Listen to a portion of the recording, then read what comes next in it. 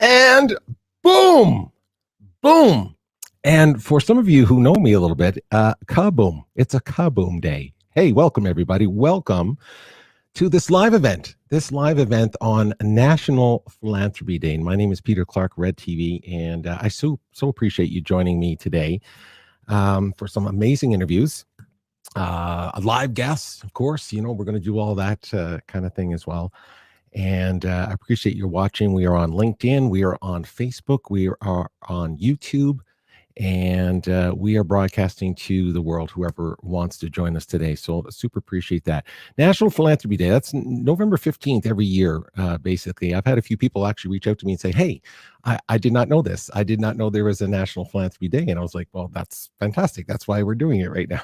We're doing it so that you know about that. And it was started in the early 80s, and I think it became a formal thing closer to like 1986. And that's when it was recognized, I think, in the United States, and then it went around the world kind of thing.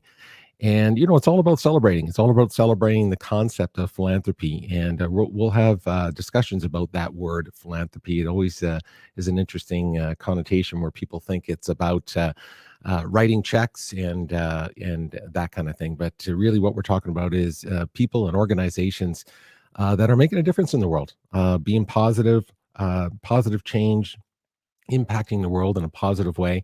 And there's so many different verticals that fall under the realm of philanthropy. Whether it's it's the nonprofit sector, it's the formal concept of philanthropy of the financial part, it's business as a force for good.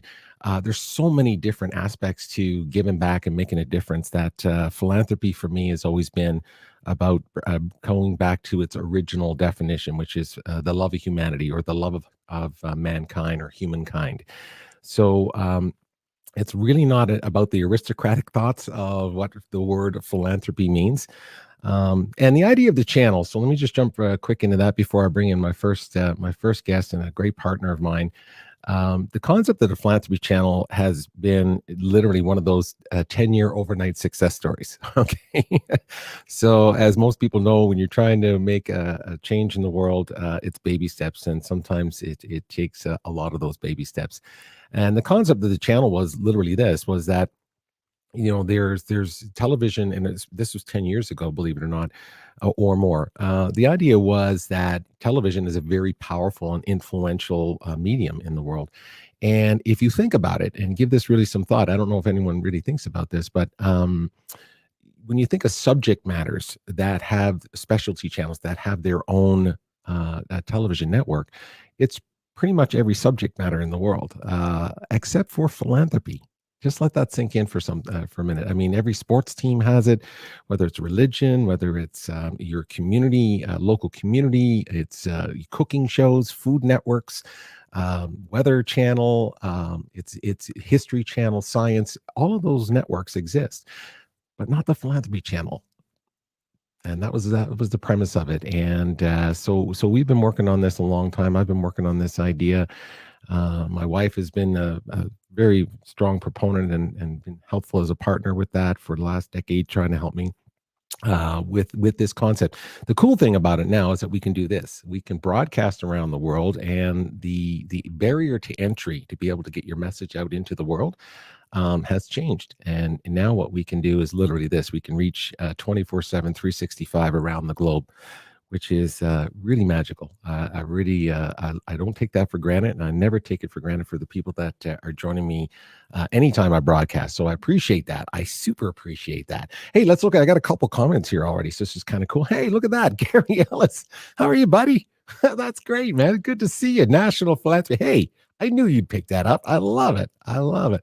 Oh, Judy's getting feedback. Oh, okay. And kaboom. Thank you, Kimberly. Yes, kaboom. See, some people got the boom, some people got kaboom. So there's nothing wrong with that. It's all good. So I super appreciate comments. Please make sure you want to connect. There's lots of ways to do it today, by the way. I'm going to be here for a little while, so I'm just giving you a heads up right now. I'm going to be here for a little while because we have some amazing guests. They're going to be on some of our interviews. That some of them are pre-recorded, just because it's Sunday. It's National Philanthropy Day, but it's Sunday, and people from all over the world. It's hard to get everybody kind of coordinated at the same time. So wanted to make sure we brought you some amazing people from around the world, without having the limitation of being able to schedule everything at the same time. Okay, so I hope you appreciate that, or can stay with me. But I'll be here live. I'm here live the whole time. The only way this can happen is if I'm here live. So it's all good. And hey, Ode, thank you so much. Ode Wilkins in the greater Chicago area. Right there is Ode. And guess what? Ode will be on the show today, which is fantastic. And I got a story about her as well. All right, I'm going to jump to a really good friend of mine now. I'm going to introduce to you this journey. I just condensed, I tried to condense a decade into like 45 seconds, which is very difficult to do. But when you're on a journey like this, you need key people in your life. You need people that support you, and you need people that are also in the business as well, or whatever the vertical your journey is. Okay, so you need people that can help you along the way. And I came across this guy. I can't even remember. He's going to remind me. I hope Jim's going to be able to remind me of how we met. But Jim is basically, I call him. I know he's not going to like this. Jim, you're not going to like this. No, you're shaking now already. He's the godfather of broadcasting. Okay, this guy's been around. He's been around the park a few times. I think he actually helped build the park. That's how much about broadcasting he knows. But Jim is a consultant in the media world, broadcasting specifically, television broadcasting specifically, but also has a background with radio, television, and so on. And Jim has been with me along this journey and talking about the Philanthropy channel. So I so appreciate being, having him here and being friends and partners in crime and all those kinds of things. So I super appreciate it. So without further ado, I'm going to bring on my good friend, Jim Nellis. Jim Nellis, how are you, buddy? Good to see you. I'm good, Peter. How are you? Fantastic. Did you like that little Godfather thing or no? I knew you wouldn't like that. Okay. I know I've had fun playing in broadcasting my entire career, but I'm a Texas River, a foot deep and a mile wide. So I just enjoy the industry. I love it. Well, you've been a big part of, certainly we've done this. I can't even imagine how many times we jumped on the phone to talk about this journey of the Philanthropy channel and so on. And I wanted to bring you on specifically because, first of all, you've been there from day one as well. I should bring on my wife, actually, because she's also one that's been there from literally day one, Renuka. But you certainly from the professional environment has been there from day one with me. So I super appreciate that because firstly, it resonated with you and so on. So before I jump too far ahead into our conversation, why don't you tell people just a little bit about, first of all, Nellis Media Consulting, that's what you do, that's your background a little bit, but also share, it's National Philanthropy Day. And I know it's a passionate subject matter for you in the sense of giving back, making a difference, philanthropy in general. So why don't you tell us a little bit about, first of all, your background of the broadcasting part, and then, why you're so passionate about this whole thing that we're trying to do here with philanthropy. Well, as far as the broadcasting thing, because I don't want these things to turn into commercials for whatever it is people are doing. So yeah. The day is more important than that. But no, I've from the time I was a little kid, I always wanted to work in broadcasting, never wanted to necessarily be on the mic or in front of the camera. But the best way I can describe it is it was fun to be sort of a bit of a router to connect the various disparate elements, whether it's marketing or programming, operations, engineering, regulatory, all that sort of thing, and always been interested in it. So, did my undergrad in Canada, did my graduate work in the States, and then came back to Canada and made a career in radio, television, and cable, and continue to do that. And I spend a lot of time now helping smaller outfits that need the same expertise as the big guys, the Bells and the Rogers and the Shaws and the Courses of the world, the Quebecors. But they don't have the resources, and nor do they need 24/7. So that's what I do. But there's an interesting, without going down a rabbit hole on it, there's an interesting intersection there. I remember when I was at grad school in the States in Boston, and we had a fellow come to speak to us. So I was, I guess, in my 20s, and he was there. We thought to talk about. Actually, at that time, to talk about the newspaper business. He was the CEO of Knight Ridder at the time, which was the second biggest newspaper chain in those days. Right, newspaper. Wow. Can anyone remember those, everybody? Yeah. Eventually got bought by McClatchy and gradually is like the ice cubes melting away. But he decided that he wasn't going to talk to us about the business at all. He was going to say, and did say, that he would talk about volunteerism. And he had spent a great deal of his career working with the United Way and in various aspects and so on. And the gist of it was, he said, you may not be able to realize a lot of things in your career or whatever it is you choose to do, but you may find an ability to self-actualize in so many ways through volunteering. And I heartily recommend it. And so that's the Coles Notes version. Yeah. Or for our friends in the States, the Cliff Notes version. And we're around the world. We're global. We're global. And so that stuck with me. It's kind of like when a teacher, and I spent some time in education, when a teacher says something to a student, there may be 30 kids in the class, and you don't know at any given time when something you as a teacher said registered with that one child and may stay with them for the rest of his life. Could be a turning point for his or her life. So that was sort of the interesting intersection, and those comments from him stayed with me my entire career. And obviously, it's pretty tough in your 20s and 30s to write checks, and maybe difficult at any time to write checks. Sure. But that doesn't take away from the other side of it, which you said at the outset, which is the volunteerism element. And I think volunteerism, in many ways, is its own reward. You're doing things for other people, but my experience is it also selfishly creates a lot of endorphins within you that are very positive too. I couldn't agree. And it's funny you just said that. I just my one of my last interviews for this particular show was with a really good friend is Jacqueline Way, and Jacqueline Way has a organization called 365 Give, and she brought that up as well, and we talked about that because about the idea of the most selfish thing you can do is be selfless. And I often tell, and I often tell people that the reason why I do these kinds of things, why I like using a microphone or my ability to create video or whatever it is to give a voice to people that don't have one. And that makes me feel better. I know that. And so most of the time in the back of my mind, you almost feel a little guilty because it's like, well, I feel better for doing that versus, getting on, a live broadcast and pontificating about, look at me, look what I do, this is what I do.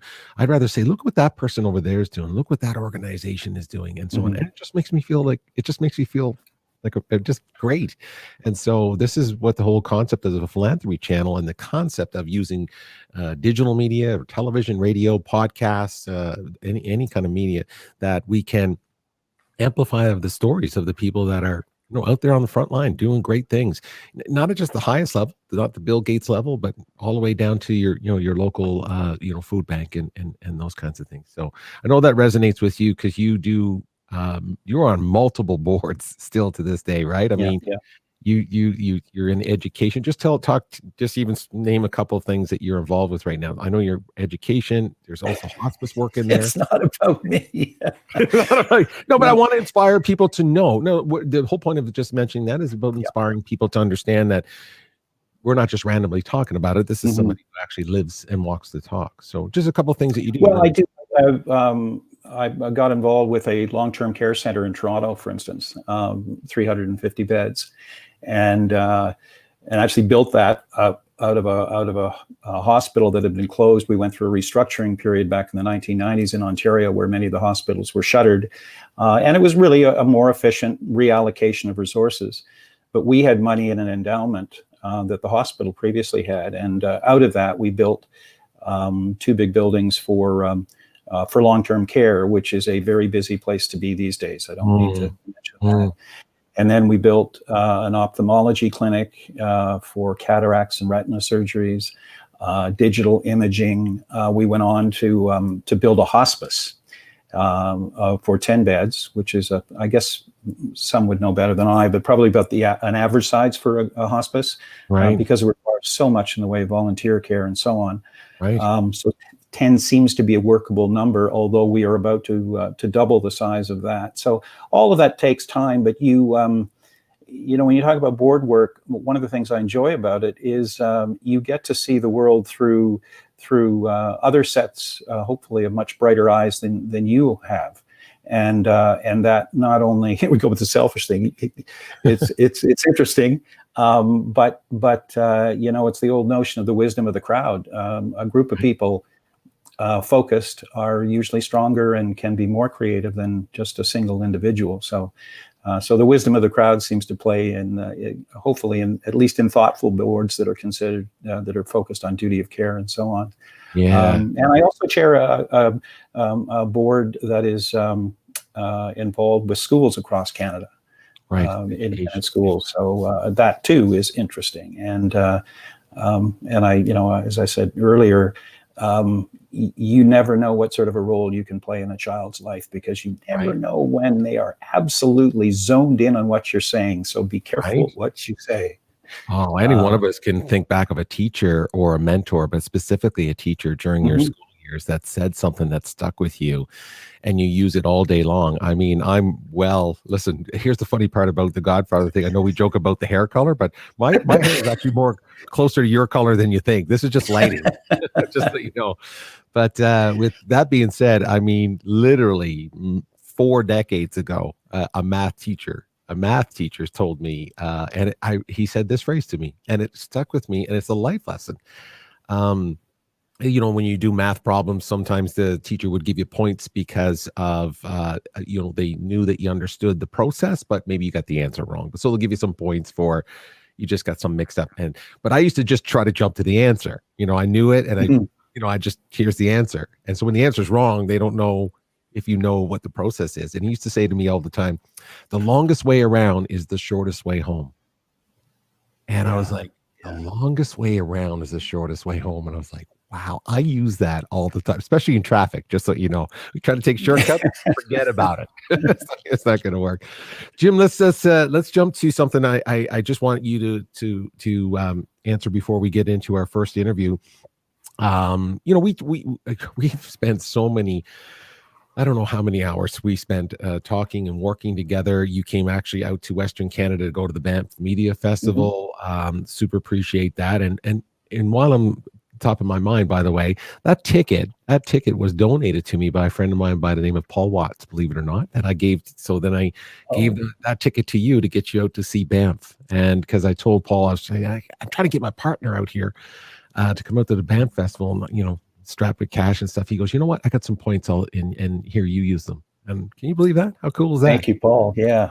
So I just wanted to share shout out to Paul. Yeah, Paul Watts is a friend of mine, and we've done some broadcasting stuff together as well. He has a great podcast as well. But let's talk about that podcast, broadcasting, television, and all these kinds of things.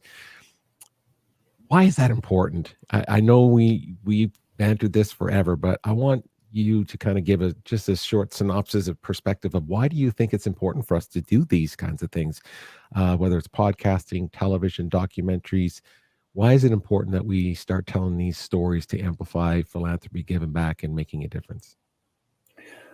Well, if I'm just to begin on podcasting, I'm personally, I'm a huge fan. I think, you know, people talk about the golden age of television and the second coming of television and so on, but it's in many ways it's the second coming of radio.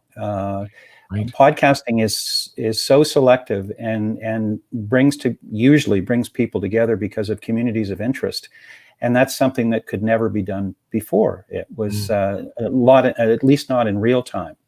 And I find it hugely intimate. It's the theater of the mind. All the cliches are true. But focused on an issue, it can be an intimate podcast can be a global affair and wraps us all around. It's in an audio version. It's sort of like those old, the first shots of all of us, without getting too folksy, seeing Earth from the first time. Right. And guess what? There were no different colors for the countries. It was just Earth, nothing was separated in sort of an audio stream kind of way. I think podcasts do some of that, focused on a particular aspect. Yeah, so that's, we can consume these kinds of stories, and we can do it through podcasting. Again, I keep pointing my ear because I have my headphones in here, and you listen, and wow, I didn't know about that. And it's the same thing with even the people that I've interviewed for this particular show. I mean, the majority of probably each other might not even know each other and what they do, let alone the general public. I mean, everyone has their own constituency that kind of follows them. But again, there's no one aggregated place where we can go to have these conversations. And thus the idea of when you and I started talking and say, well, I was fixated on television, but it's really the medium of just broadcasting and using our voice for good. And electronically, we can reach out to one another so much more easily than the old days. I mean, I won't mention his name, but you know who I'm talking about. We had an experience several years ago where I listened to a well-known figure in the United States who was on CNBC and talking about philanthropy. Yes, I remember. And it was just I was went from 110 to 220 voltage listening to him because. Or maybe because my head was just nodding so fast. And so I reached out to you and said, I just saw this fellow and he seemed to be thinking along the same lines. Right. Why don't we reach out to him? Yeah. And you did. Mm. And that was on a Friday at noon. And by the following Tuesday, we were on a conference call. We were on a conference call with him. That his EA had set up. And right. That would not have happened in 1867. That is right.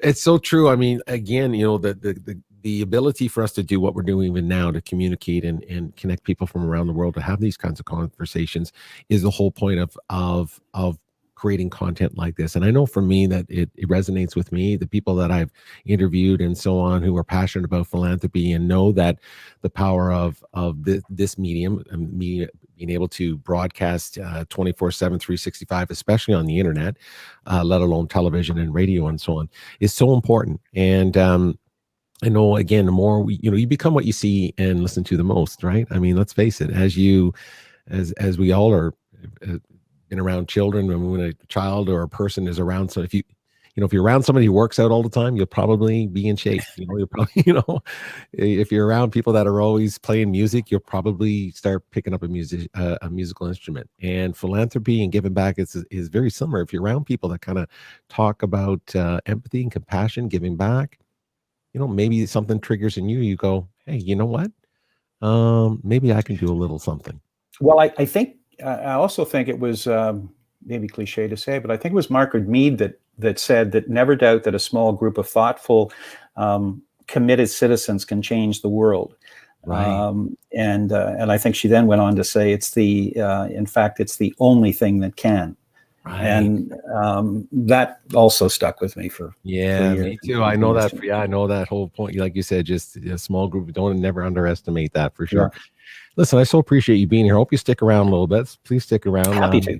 Yeah, man, this is great. And for everybody else that's listening right now, thank you for the comments. Super appreciate that. If you again, I'm going to throw up a number soon. So if you really want to be on the show, or if you might even want to text me or send me a message, I'll be putting up a text line where I can actually communicate with you in real time, even on the show here, which is great. But please keep sharing your comments and your thoughts and your ideas about this whole idea of National Philanthropy Day. it's about this. It's about celebrating people and organizations that are doing well. So I had the great privilege this week, Jim, again, because it's Sunday, I didn't want to bother people to try to figure out how to do that. I'm going to get over that, by the way. Humility has never served me. Humility doesn't serve me. I don't know why I do this. I should just say, hey, I want you on my show and this is the time. But I don't, but I reached out to a few people just to give a sample of the kinds of communication and conversations that I certainly want to help amplify. But there's so many stories. I mean, I have a library of content of organizations and people that are doing things that you don't even hear about. Beautiful documentaries, well-written stories, and so on of people doing good things. The good thing, if there's such a good thing that's come from 2020 and all of this, is yes, there might be on one side of the internet, there's some negative stories, obviously, about things that are not going so well, obviously. But there's a lot of stories out there of people doing amazing things during 2020 and everything that has, caused people to do this, be online, be more committed to their community somehow, and finding ways to how to connect while you're supposed to sort of disconnect. People have figured out a way to help other people. And those stories are out there. We just, we don't amplify them enough. And, I know for me, if people check my LinkedIn profile, I hope you're not finding one single thing on there that's detrimental to anyone or anything. I mean, if you use your social media as a force for good, maybe we can make a difference out there. So, hey, before we jump to that, Jim, I want to show people this, and I know you'll love this. I dug it up because we wanted to start a television channel, right? I mean, this was the whole point at the time, and we were talking TV and stuff, but we got so close to actually purchasing or taking over an existing television channel, right? Mm-hmm. I mean, we were like this close, and can't describe what happened there, everybody, but we were this close to picking up. And I was kind of going through my notes there just recently here, Jim, and I was looking for, let me see if I can find it here. I found these pictures. What have you got? Yeah, exactly. Well, you know what? Of course, now my screen share won't let me go screen share here now. So just hold on a second. I'm just trying to dig that up. But I found some pictures of things that, and look at that. It's live, everybody. This is what happens when you go live. It won't even let me do my screen share. There we go. Here we go, Jim. Just stay on a second. Watch this. I think you'll love this. Where are these pictures here? I found some pictures of the studio. People don't sometimes think, well, what do you mean you were going to buy or you're going to create a what do you call it, a television network or a channel and so on? And let me just see here. Stay with me 2 seconds. Jim, I just change it. I just lost the this screen here of this. Oh, there it is. Studio pictures. Yeah, I found some studio pictures of what we were looking at the time, and I thought, gosh, that'd be kind of cool to show so that people know that. When we were talking about going hardcore towards a TV channel, we weren't fooling around. We were like, doing that. So let's just see here if we could find that. The magazine is not there. Just stay with me, Jim. It's drag and drop here. And yeah, you know what? I'll have to find it when I come back and so on. Okay. Here's something I do want to share with you, though, my fine friend, which I know you'll really appreciate this. Let's move some of the graphics around here. Look at this, Jim. Look at this. This, by the way, everybody, I wanted to show you what this is. This is in Canada. You have to go through the process of regulatory body called the CRTC, which is a Canadian Radio Television Telecommunications Commission. Blah blah blah blah blah. In the States, what's the equivalent in the States, Jim? What's the equivalent back there? The FCC. FCC, there you go. Okay, so this is to get a channel license, a television channel. It's like getting it like Sportsnet or the Weather Channel or the History Channel, whatever, the History Network, whatever the case may be. And Jim, look at that. Look at the day that we broadcasting decision CRTC. But I want everyone to see something there. Look at the date that it was approved. Look at this right there, November 15th. Is something that about that day? Is that unbelievable that they approved it on National Philanthropy Day, the Philanthropy Channel? I mean, come on. So I just thought that was a sign from the universe. I didn't know the universe was going to tag on another 10 years of hard work. That I did not know. I The didn't. universe is very large. Yeah, the universe, the universe works in very mysterious ways, apparently. But I wanted to show you that. So there you go. The license was back all the way back to 2011. Number of reasons why it didn't come to fruition to be on television. But the good news is now that we have this way to be able to broadcast and do the things that we want to do. So looking forward to that. I just looking forward to doing more of this and moving forward with that. So Jim, I'm going to I think we'll jump to our first. Let's jump to our first interview here. Afdel Aziz, do you know that name? I mean, I think we might have talked about it before, but Afdel Aziz, I mean, a cool name for starters. He has good as the new cool. Good, I love that phrase. Good as the new cool.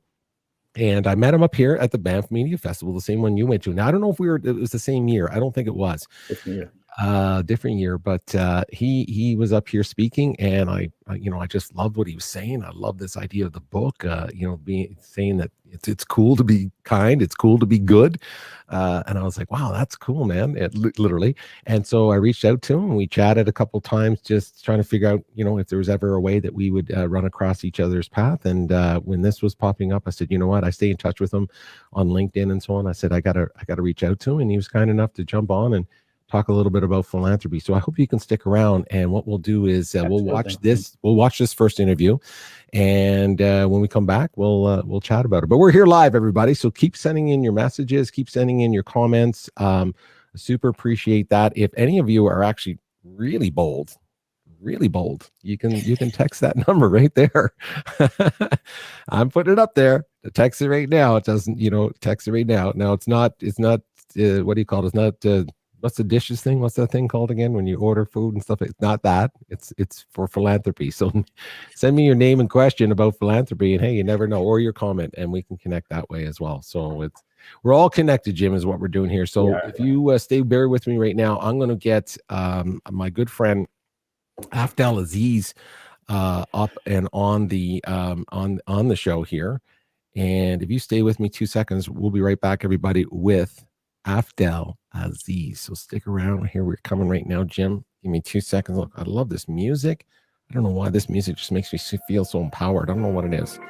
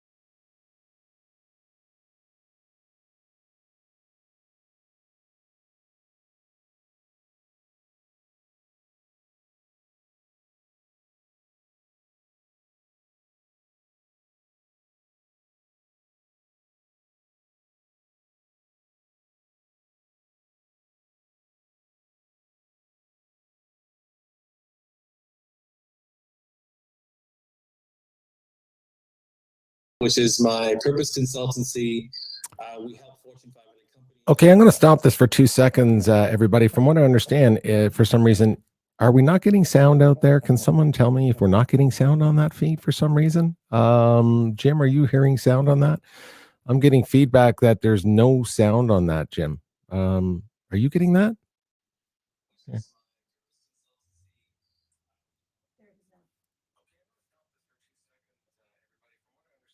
Yeah, I think we're getting it now, though, are we not? Yeah, I'm sorry, everybody. But for some reason, there was no sound coming out. And I'm going to continue on. I hope everyone is hearing that. We'll try it again and make sure we continue with Aziz's sound. That's interesting. But now it's back on. From what I understand, it's back on right now. So let's just try it right here. Let's just give this a go, everybody. Purpose in terms of their consumers, their employees, and how they can add positive impact to the world. Oh, that is so fantastic. So he's not busy at all, everybody, as you can hear. Not busy at all. I love that. And I love the fact that you go after the big, you go right after the big.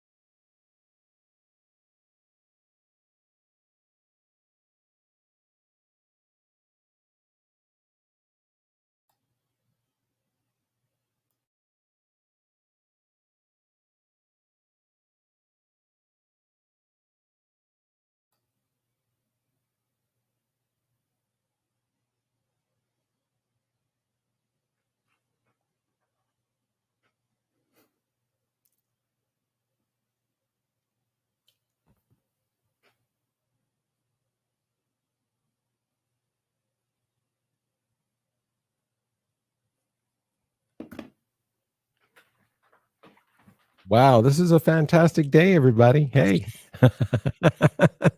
I don't know what to say.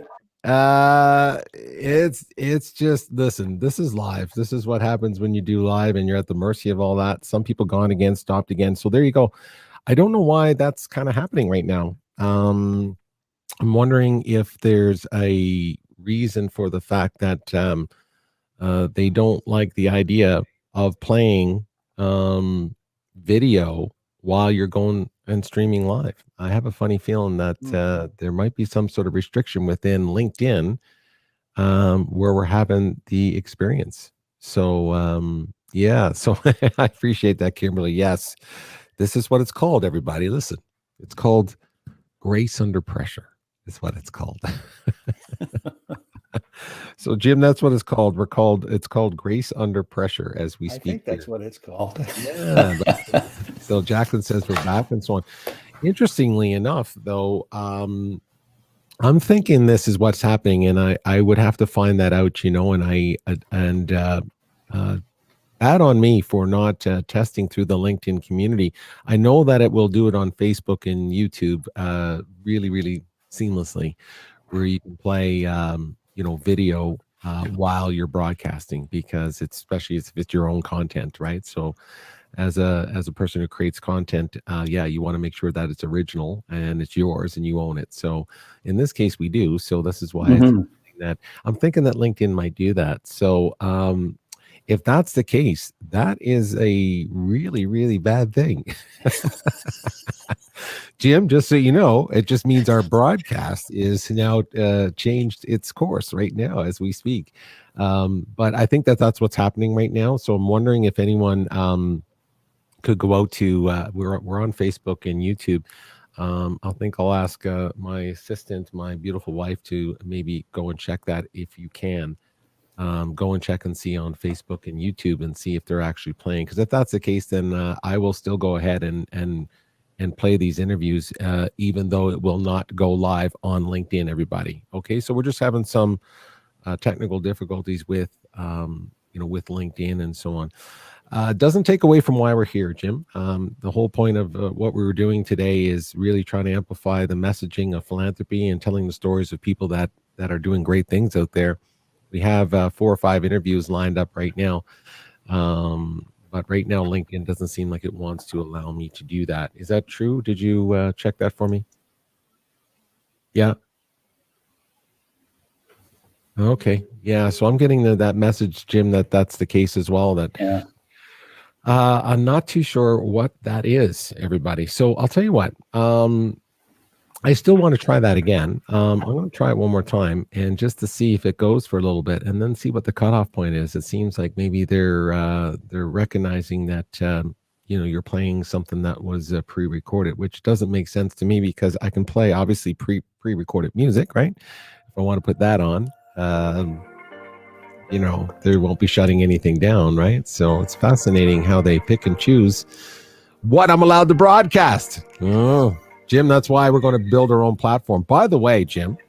Yes. On that note, just so you know, I found there's a technology company here in Calgary who has basically built a Netflix for broadcasting. So in other words, and it's way beyond Netflix. I'm using Netflix as the example, but it can move from mobile to desktop to Apple, Roku, and all these other different kinds of platforms seamlessly. And it broadcasts, meaning that you can connect and broadcast at any stream level. You're tied in with your social media accounts. You can actually, there's commerce involved as well. There's ability to, so for the Philanthropy channel, there'll be ability to actually learn more about the actual charity and then do maybe a donation or something like that. So everything is seamlessly inside of that, and we're experiencing it right now. If this is what I just think is what's happening here, there's the example of where a network, or a platform, can decide what you can and can't do. Right. It's kind of sad that for the content that we want to share right now, that would be the case. I wonder also whether the music that you used in the intro it's triggered a copyright. No, there's no copyright on that, actually, just so you know. Yeah, but fair enough, fair question enough, and so on. So wow, this is kind of it. Let's try it again. So Oda's like, let's try it again. I agree with you. Like, I just let's try it again. I think I will, and we'll just see. And I apologize profusely to every single person here who has showed up and so on. If that's the case, I'm not going anywhere, just so you know, but I want to give you a heads up right now that we'll try it one more time here, Jim, and see if we can make our way through that. It's the fun of live, Peter. Well, it's the fun of live. Maybe that text number is going to come in a lot more handy than I thought, which means that, hey, if you want to call in and be on the show, this might be your time to do it. I know Ode is there. So Ode, I know you're there, I know you're there because you just did that. So I appreciate that.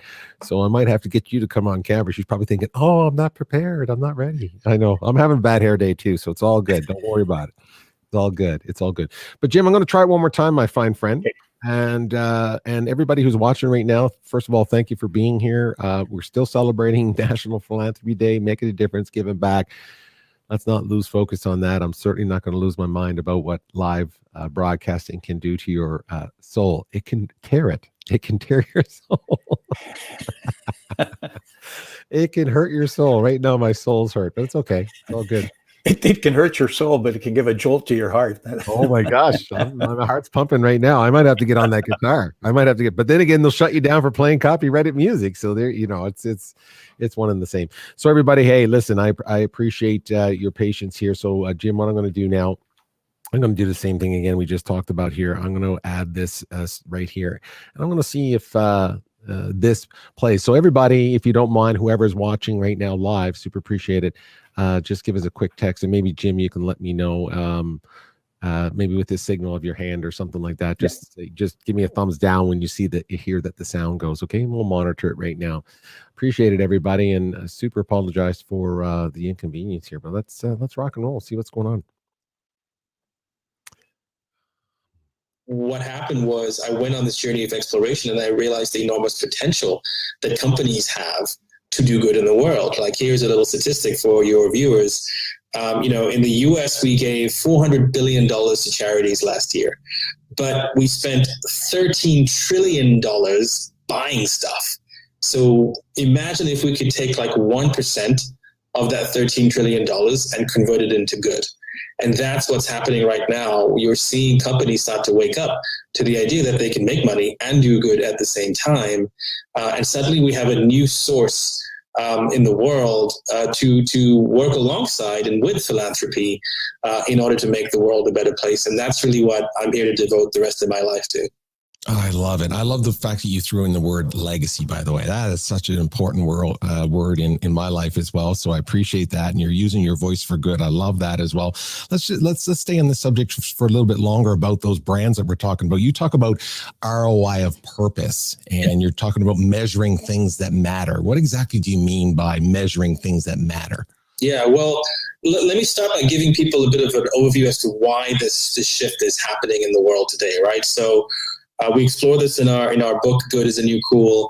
What we're seeing is three tectonic shifts hitting businesses, right? There's the shift of consumers who want to buy products and services from companies that do good.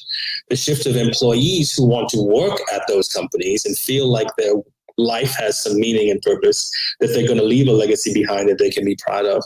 And the third is investors who increasingly on Wall Street and other places want to invest in companies that show social impact alongside financial returns. So those three are really hitting corporations all at the same time. And that's why we're seeing this shift where companies wake up and realize that to stay competitive, to stay relevant, they need to really see how they can add value to the world, not just take away from the world. And that's really the revolution that seems to be happening as they realize that this is going to be as transformative to them as the arrival of digital was. Yeah, and I also love that you picked three, and I understand like stakeholders, employees, and so on. But what's interesting about this conversation? It's actually good for the brand, isn't it? I mean, it's good for the brand equity itself. It builds the brand in the eyes of the consumer, right? This is now where we can talk about the ROI of purpose, and I've written about this online. When you're measuring the impact, right? So first of all, by the way, a lot of people say, "Hey, those companies are just doing good to make money," and I say, yes, they are.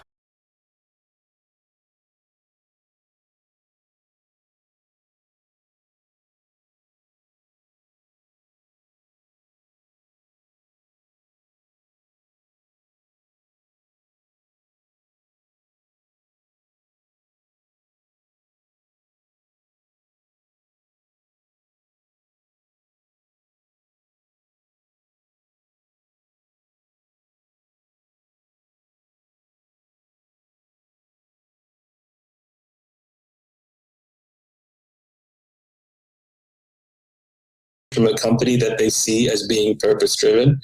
They're more willing to stay loyal. They're more willing to pay price premiums.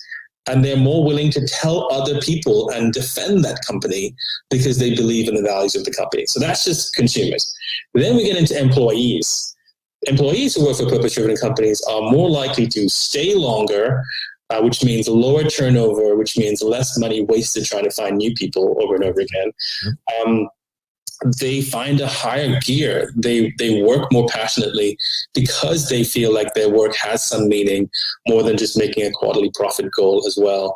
And by the way, it's going to be easier for that company to then recruit new talent who want to come and work at these companies, right, because they see what the company is doing as well.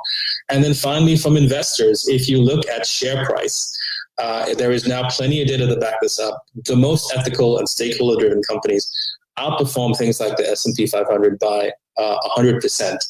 So we're now seeing the rise of ESG stocks. We're seeing people understanding that actually these companies that are well managed, that don't have corporate scandals, that aren't damaging the planet, they attract the right consumers, attract the right employees, and because they manage ethically, they're going to make more money in the long term.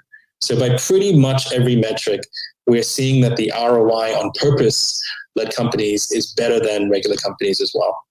I mean, you just touched on every single reason why a business wants to exist anyway. You have, loyalty of consumers. They'll pay a premium. If they really love what you do, they'll share it. Yeah. All those employees will stay longer, all that kind of stuff. And you're still doing good. And I love what you said about that. It's interesting how people say, or you'll hear a meme out there that generally says, hey, that company, yeah, they're just doing that because they're trying to do some good. Trying to do some good. I think that's a good thing. I'll take it. And by the way, I think this hits upon another important thing that we talk about. We have a new book coming out called The Principles of Purpose. Bobby and I have spent the last 4.5 years studying these companies like Tesla and Patagonia and all these companies who are trying to put doing good at the core of what their business model is. And we say in the book, we got to stop pointing fingers at each other. What happens is corporations will point fingers at nonprofits and go, hey, you guys are inefficient because you're only using this much of your operating capital and this much is your overheads. Nonprofits will point the fingers at companies and go, oh, you guys are just doing this for the money. You're cynical. You don't care.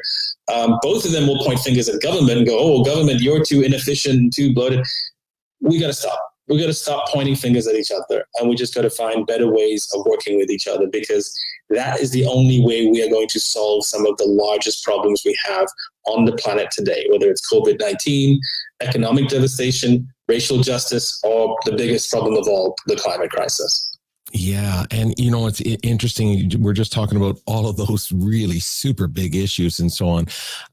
It has to come from, it's funny about philanthropy. It's not philanthropy. It's for profit and so on.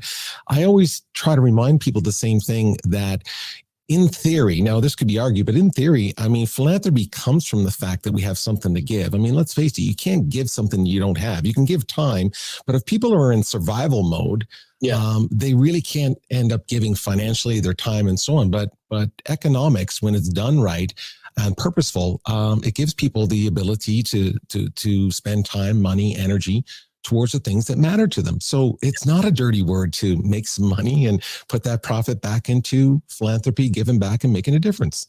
Yeah. No, at the same time, I say I'm skeptical, but I'm not cynical, right? Okay. Right. I'm skeptical when a corporation says, hey, we're doing this good. I'm like, really?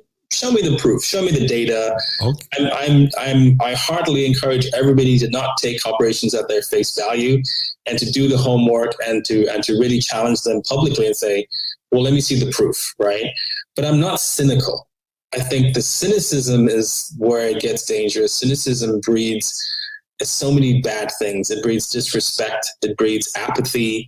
It breeds a lack of trust, and so that's what we always say, we have to challenge corporations to back up the promise with the proof. But this is the thing, we spent the last 4.5 years studying the proof, and it's pretty inspiring and effective when you start to get into the enormous potential of companies to do good in the world.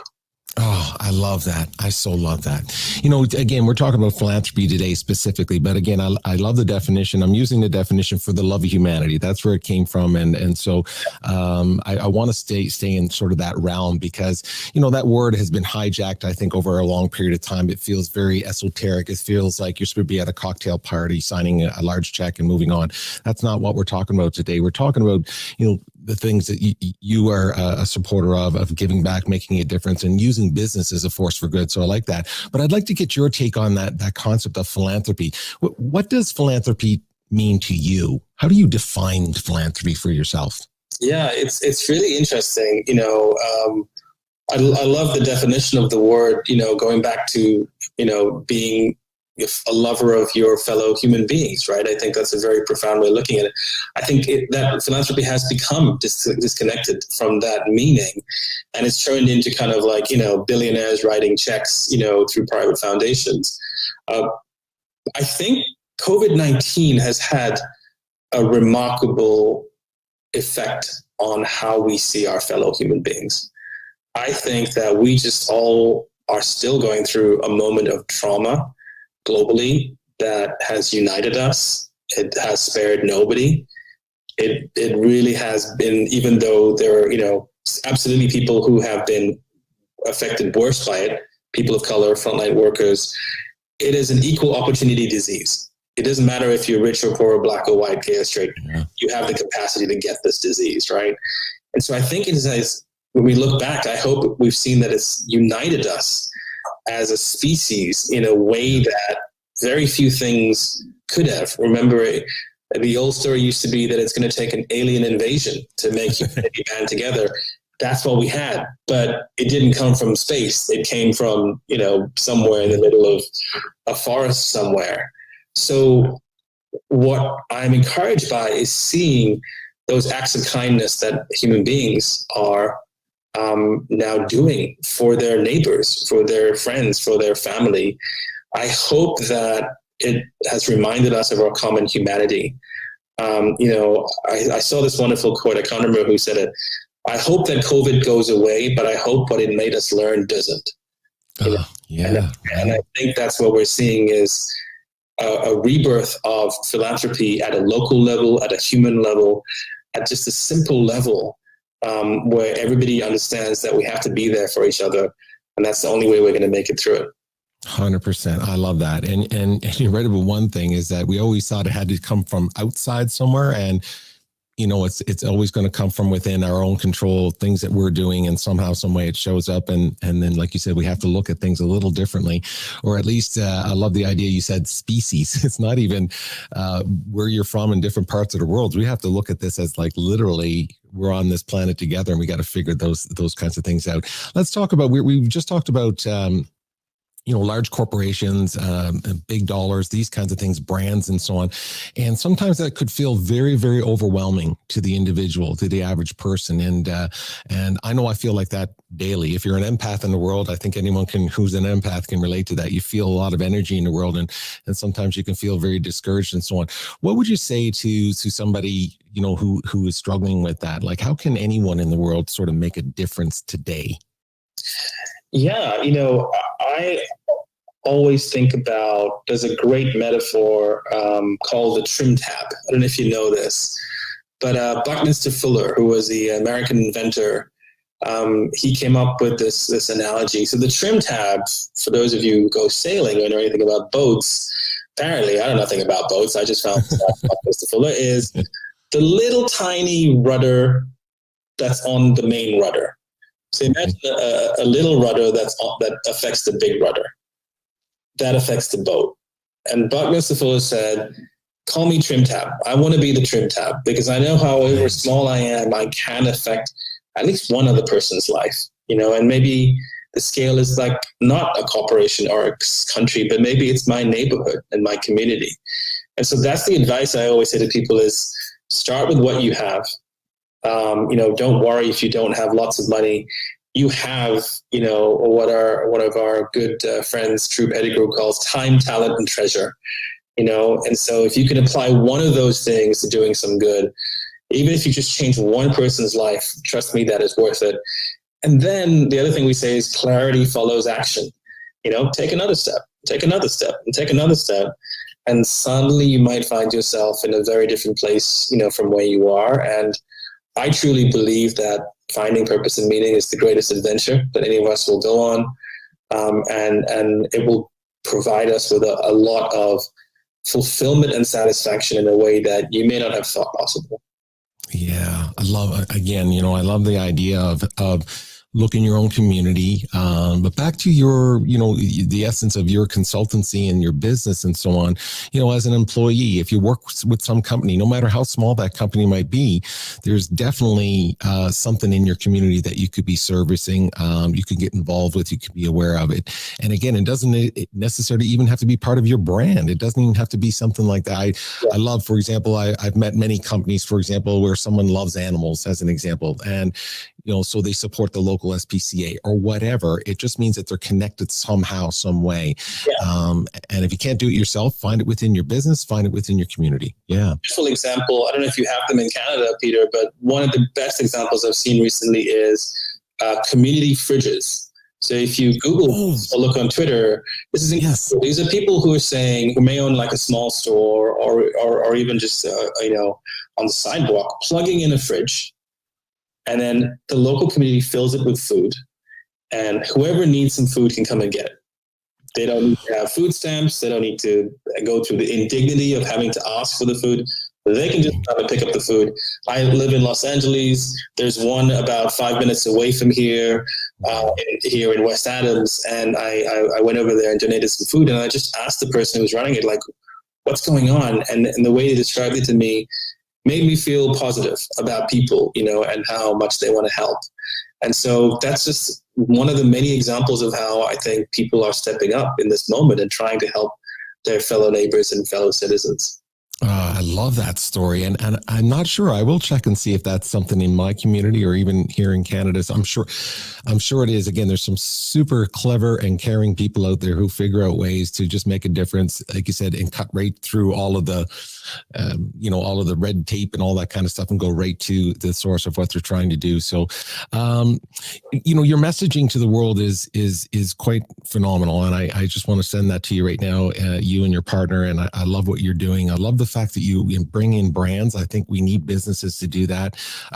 Be part of it, be aware of it, know that it's good for their business, but it's good for the world as well. So you're out there on the front lines, you write for Forbes, you have a big audience, you're talking to people all the time. I so appreciate you talking with us today. So let's just jump to that for a second. Today, here we are, we're having this conversation right now. What's your message these days, if you will? We're in 2020. We're gone through 2020. We're moving into 2021. Yeah. What's your message to the world right now? What kind of things are top of mind for you as you communicate with people? I think that we are in a moment where we can reimagine everything. I think that the one of the many effects of COVID-19 is not just that it affected everybody, but it made us rethink what is possible. If you look at the dramatic changes that we've all gone through in how we work, how we live, it has shown us that some of the things that we thought to be just part of, everyday life don't have to be that way. We don't have to commute every single day. We don't have to travel like we did.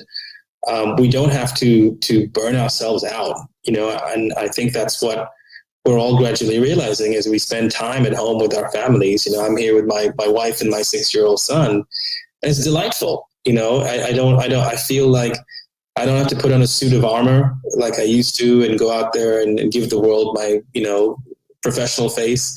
This is who I am. This is who we are. And I think hopefully this moment will make us realize the possibility of what else we can change, and we firmly believe in the idea of building it back better, which is an idea that has been, around for decades in disaster relief. When a hurricane hits your city, don't build it back to the way it was before, build it back better so it can withstand the next hurricane. And when you look at the two engines, the two twin evils, we call them, of humanity, which is income inequality and climate change, it's frankly incredible to see what has happened, right? So income inequality, universal basic income, the idea that we should pay people just to stay alive, was laughed at. But guess what happened over the last 6 months? Every single country on the planet started paying its citizens to say, it's okay, we can pay you just to stay alive. On the climate crisis, I think the UN said we needed to have a carbon emissions decrease of 7.2% every year from now until 2030. People said, that's never going to happen. Guess what just happened? We had an 8% decrease in carbon emissions. Now, those things happened under duress, under extremely terrible conditions. So it's not to negate how they happened, but they happened, and we thought the unthinkable, therefore it is no longer unthinkable. So that's where I'm really hopeful as we start to look at these mega macro problems. How do we as humanity band together? How do we find a way to pool our resources and to use our common humanity and decency to help us figure out as a species how we learn to live together and we solve some of these problems? That's what I'm excited about, and I hope that's what comes next. Oh, beautifully said, my friend. Beautifully said, my friend. Let me tack on to that question, if you don't mind. And it's maybe a little personal, but what kind of things do you tell your 6-year-old son? What kind of things is in his languaging these days that comes from dad that he'll take forward into the new world? I think we talk a lot about kindness. I think kindness is the simplest way to explain philanthropy, maybe, right?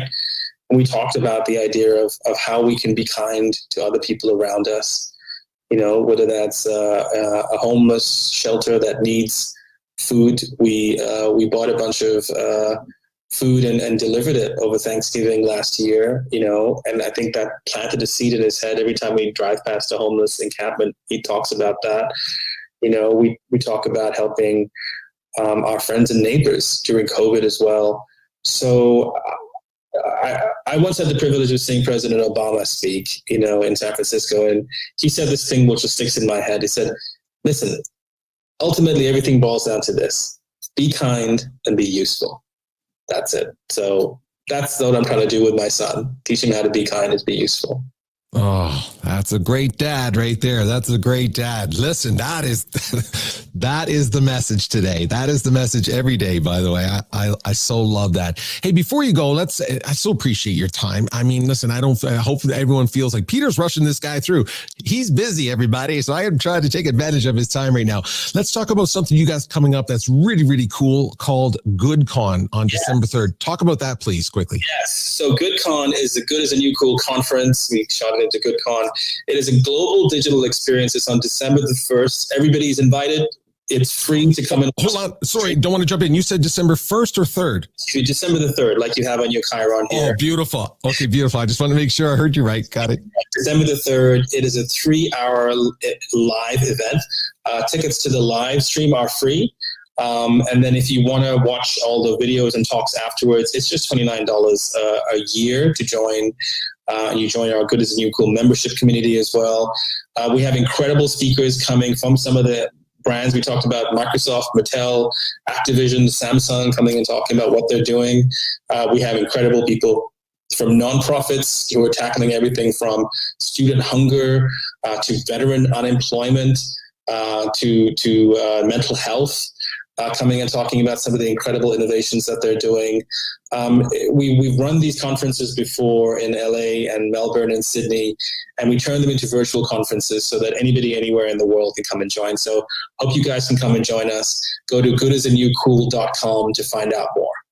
Fantastic. Love this idea. And you're bringing together people that are going to be talking about so many different verticals of all that we just talked about. And you said one that I think is going to be a really big one in the future. It is now is health and wellness, mental health and wellness, and so on as we move forward. So, but there's so many different speakers coming in, different companies represented and so on.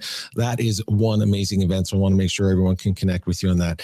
Afdel Aziz, listen, buddy, I so appreciate your time. I so appreciate you spending some time with me today and our audience today to talk about, everything that you're doing. So I just want to thank you on behalf of everybody that's out there that making kindness cool again, having that kind of tagline. I love that stuff. And I think we're on the right path. And as long as people like you are out there doing it, we're going to be okay. Thanks for everything you're doing as well, Peter. Thanks for your leadership and everything you do with philanthropy. Thank you for having me. I appreciate that. We're going to see you again another time, my friend. Okay? Sounds good. Cheers. You take care.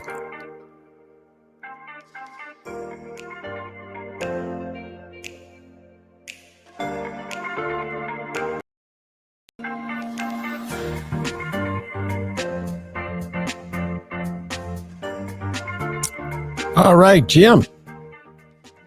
How was that? How was that? How was that? Terrific. Wasn't that cool? Yes. Yeah. I finally figured out what was going on, by the way, just so you know. Technology is amazing, and it puts so much stress on me. But I'm better now. But anyway, we figured out.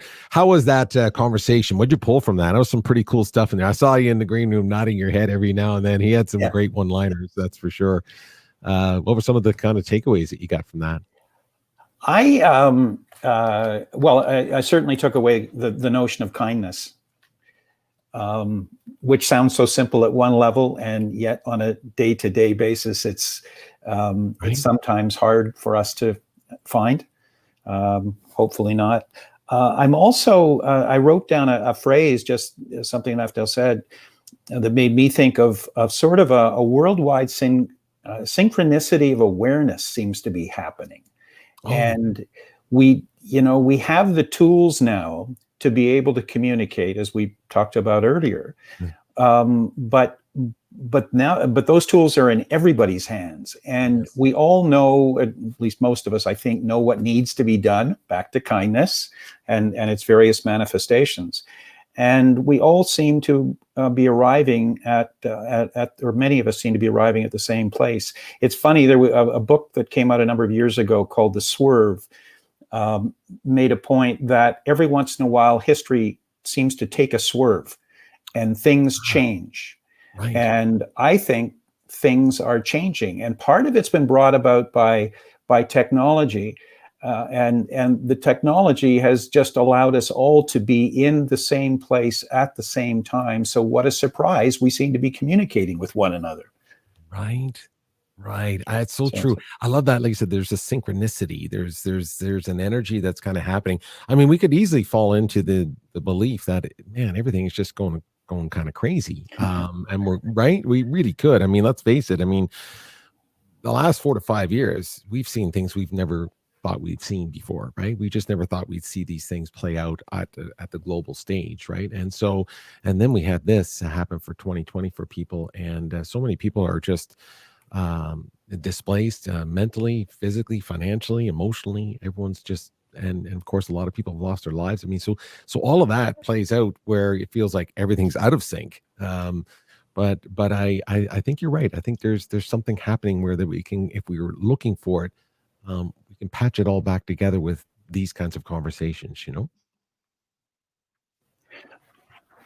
We're just not all that different. And so what a surprise we land on the same things. I've been sort of returned to it. I hadn't read his material for years, but I recently went back to a lot of Joseph Campbell's writings, who was one of the great, I think he died about 1987, and he was one of the great scholars of myth. Right. And studied myth from the time he was 8 or 9 years old, I think, when his dad took him to a museum, and he was hooked.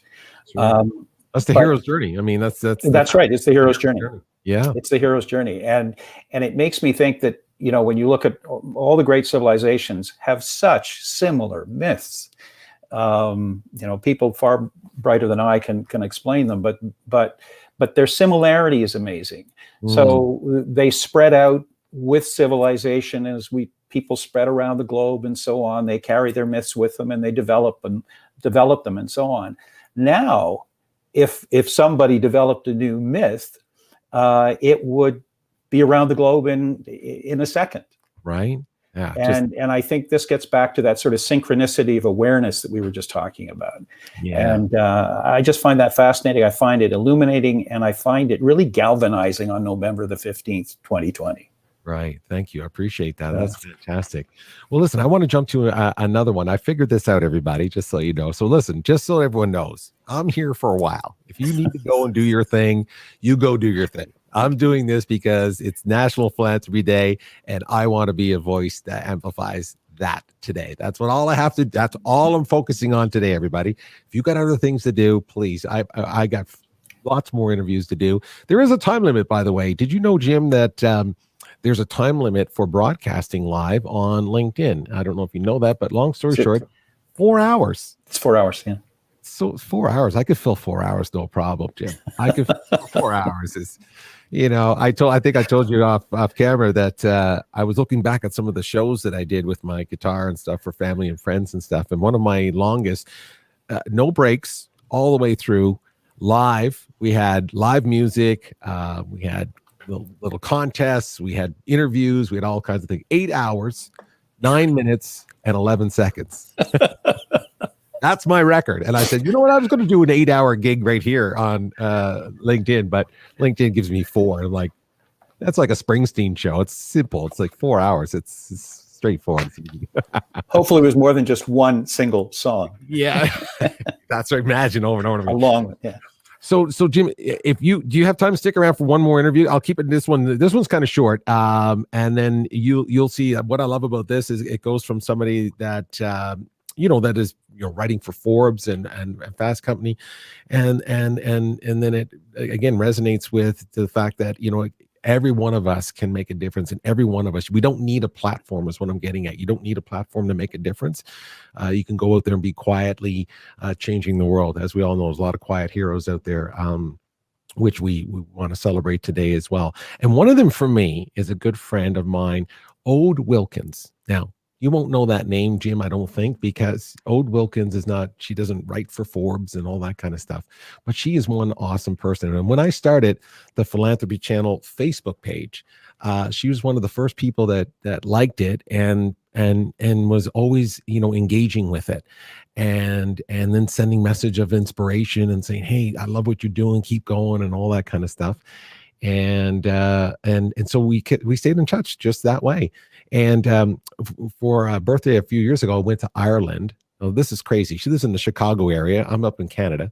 I was going to Ireland, and she goes, I happen to be going to Ireland. When are you going? And then I said, when I was going, she was going the same time for another reason. And we decided to hook up and meet each other finally in person. And so for my birthday in Dublin, Ireland, I met her at the Brazen Head, which is the oldest pub in Dublin, is somewhere like 1161 or something like that, something crazy. And sat there and had a Guinness with her and her friends and my wife, and it was fantastic. There's an example of connecting the world through philanthropy. So, and she was so awesome with me because she did this. She sent me this. She hand stitched this and sent this to me. Jim, can you believe this? Look at this.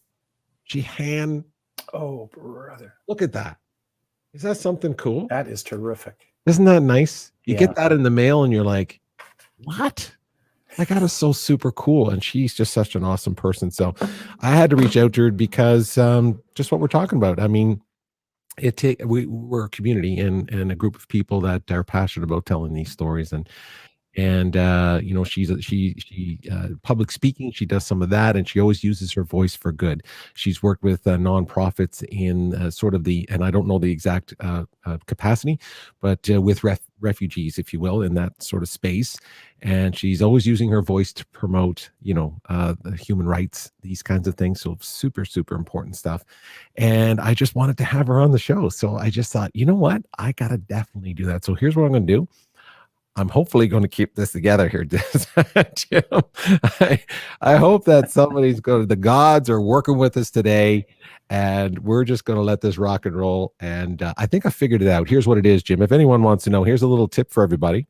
Maybe I should, I'll keep that tip. I'll keep them hanging on for the tip, Jim, is what I'll do. I'll keep them hanging on for the tip. So, Jim, this one's about 20 minutes. So if you can stick around for that, and we'll pop back after that. And I know you got things to do, but I super appreciate it. So let me just see if I can get this up and running of Ode Wilkins. And thank you, Ode. I know you're out there watching, and super appreciate you with your time and energy for this particular broadcast. So thank you so much. Here we go.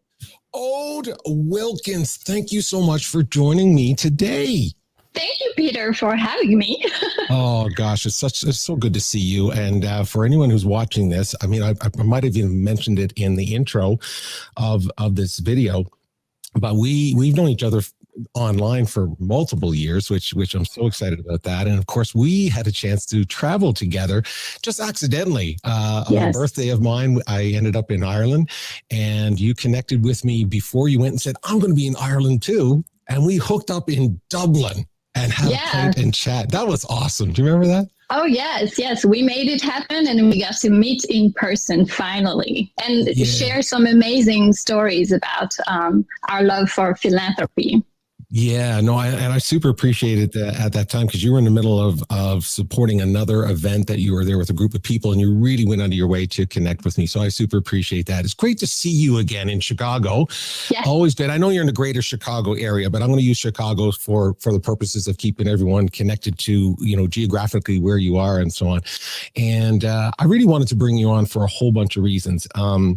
the main one is, in life in general, you need people that support you and reach out to you, even if they don't have that personal connection in the sense they're daily in your life. And when I started the concept of the Philanthropy channel and put it out on Facebook and so on, you jumped on that right away, and you were a super amazing supporter and have continued to do that. And I just wanted to say thank you. I really appreciate that. It's always been very warm in my heart to know that someone that I didn't even know just felt passionate about it as I did. And through that relationship, you, of all the people, you did this, and I still have this hanging up, by the way. Look what beautiful Ode did for me. You made this, did you not? What is this what is this again? Oh yes, it's cross stitching. It's like a little stitch at a time, changing the color, and I just loved it. Loved making it for you. Listen, that is still hung on my wall. I wanted to show everybody again. You made that one stitch at a time, and you sent that to me, framed and everything, by the way, which I so appreciate that. And I was like, wow, that person really cares about what we're doing. So listen, I just wanted to say thank you for that. So how have you been? Just very quickly, health-wise, you and your family, everything okay down there? We are doing good. Thank you. Good weather in Chicago until tonight. Tomorrow is a little colder.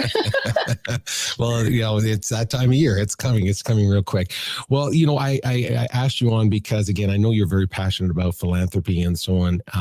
And I know that you're a public speaker, you speak, and you've been supporting different charities and philanthropy in your life. So let's just start with a very simple, straightforward question about this.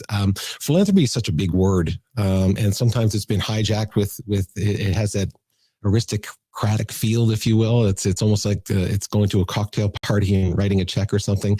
But I've always felt differently. I've always felt it's similar to its original word, which is the love of humanity. So I'm just curious if we could start with that, like the concept of philanthropy for you. What does it mean to you? What does it mean to be a philanthropist, and what does philanthropy mean? So very long time ago, I always associated philanthropy with generous donation, and I was completely wrong. After doing research and especially getting to know you, and I'm like, no, we have it all wrong. We always go to the money first, and we don't understand that it is about time. It is about research. It is about volunteerism. It is about passion. So for me, that encompasses all these things that you can do to change and improve humanity and the lives of others, obviously. But for me, it was like, no. And when you talk about a generous donation, the word generous can be so different for different people. I may be able to be generous in my own way monetarily, and somebody who's making 3 times more would have a generous donation too. So the money for me doesn't represent philanthropy as much as the passion people have to do good. Oh, I love that, because that is always the disconnect with the concept of philanthropy. When you're asking or mentioning to someone to say, hey, I really appreciate you being a philanthropist. And they're like, well, no, I'm not a philanthropist. I'm just a volunteer. And I'd be like, well, that's what philanthropy is, right. Giving back your time, your energy, even just to have it top of mind, to be walking in other people's shoes and have empathy and compassion and understanding you're part of something as opposed to things out there that are different from us. Where do you think that came from for you, just generally in your life? I mean, did it come from a family member? Was there a moment, or was it always a part of you as a human being? I think for me, the first time I had volunteerism. So my mom was a teacher, and she was doing so much for her school and the community and the children too. And I was always in the background, in the back of her classroom, watching or helping out. But at 13 years old, I remember Médecins du Monde was a nonprofit organization worldwide, kind of like Médecins Sans Frontières in a way. And we had a very bad drought in Ethiopia, and there was a big famine, and people were dying from hunger. So they came to our school and they said, hey guys, and we were 13 years old, didn't know much, can you help us? Can you go into stores? And all we had to do is ask people if they would donate, good, like pasta and rice and cans and everything. And then the organization would take care of the rest. But that was my first really great impression that there's a whole world out there that we don't know and that we should feel connected to. And at 16 years old, I read a book about human trafficking in Cambodia. And I always told myself, I'm going to move there. I'm going to do something about it, And I think that started little by little. When I moved to the US, that was a brand at 21 years old. It was a brand new world for me. And then I realized with traveling, just learning about other cultures just really empowers you to understand how other people are living and the impact you can have too. So I just love traveling too.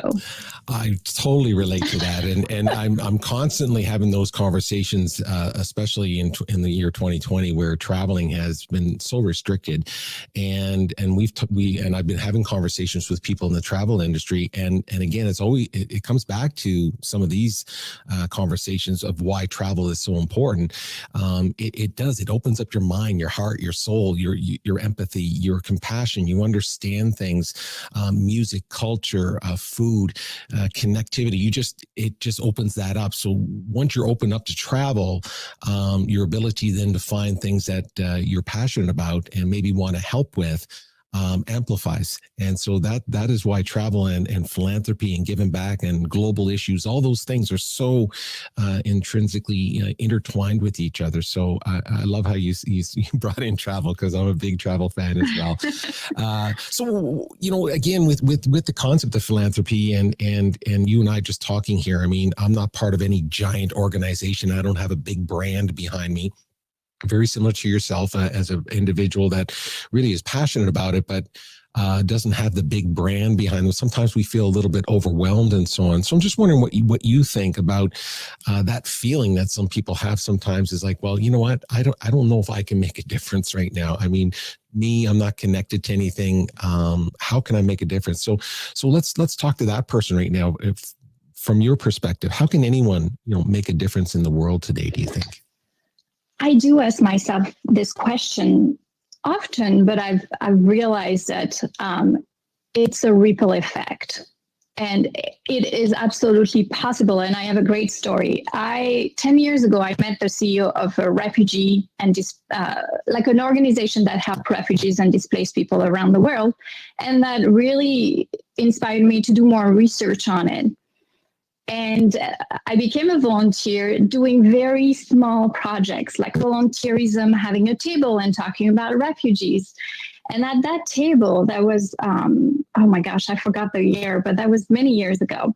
We were doing a campaign about Somalia, and there was a famine there. And it was all about, I am a star for Somalia. I am a star and I'm inspiring, I'm a shining light. So with my kids and some friends, I'm like, let's cut out stars, blue stars, like the logo, and ask people at the table to write a really nice message for people in Somalia. And then we'll send them pictures.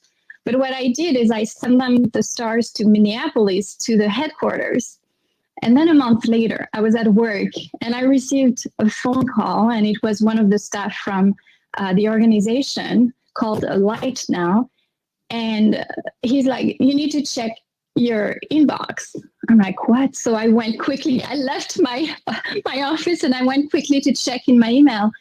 And there were Somali children holding the stars in the children's space in Somalia next to the women's clinic, where, their mothers or their siblings were being cared for. And the Somali children were so happy to have those stars, and they were I was told that they were learning the English words on the stars. And for me, this was exactly, you can make a difference, even if it's bringing a smile to a child on the other side of the world.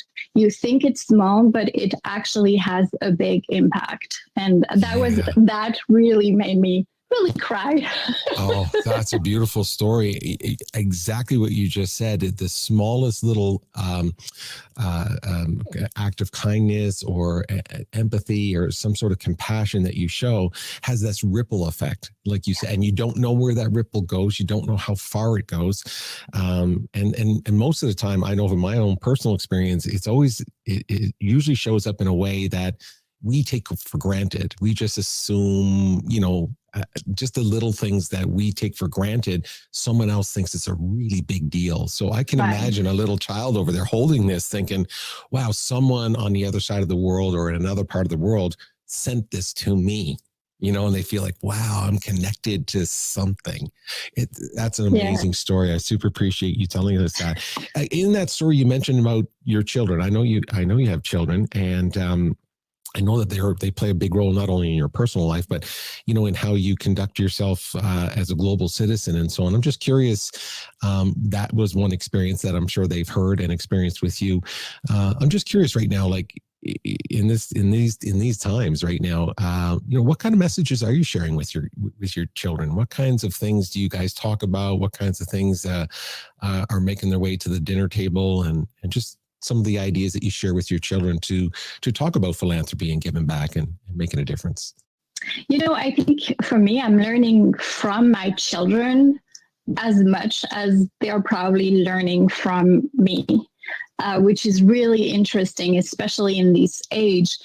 And my daughter never ceases to surprise me.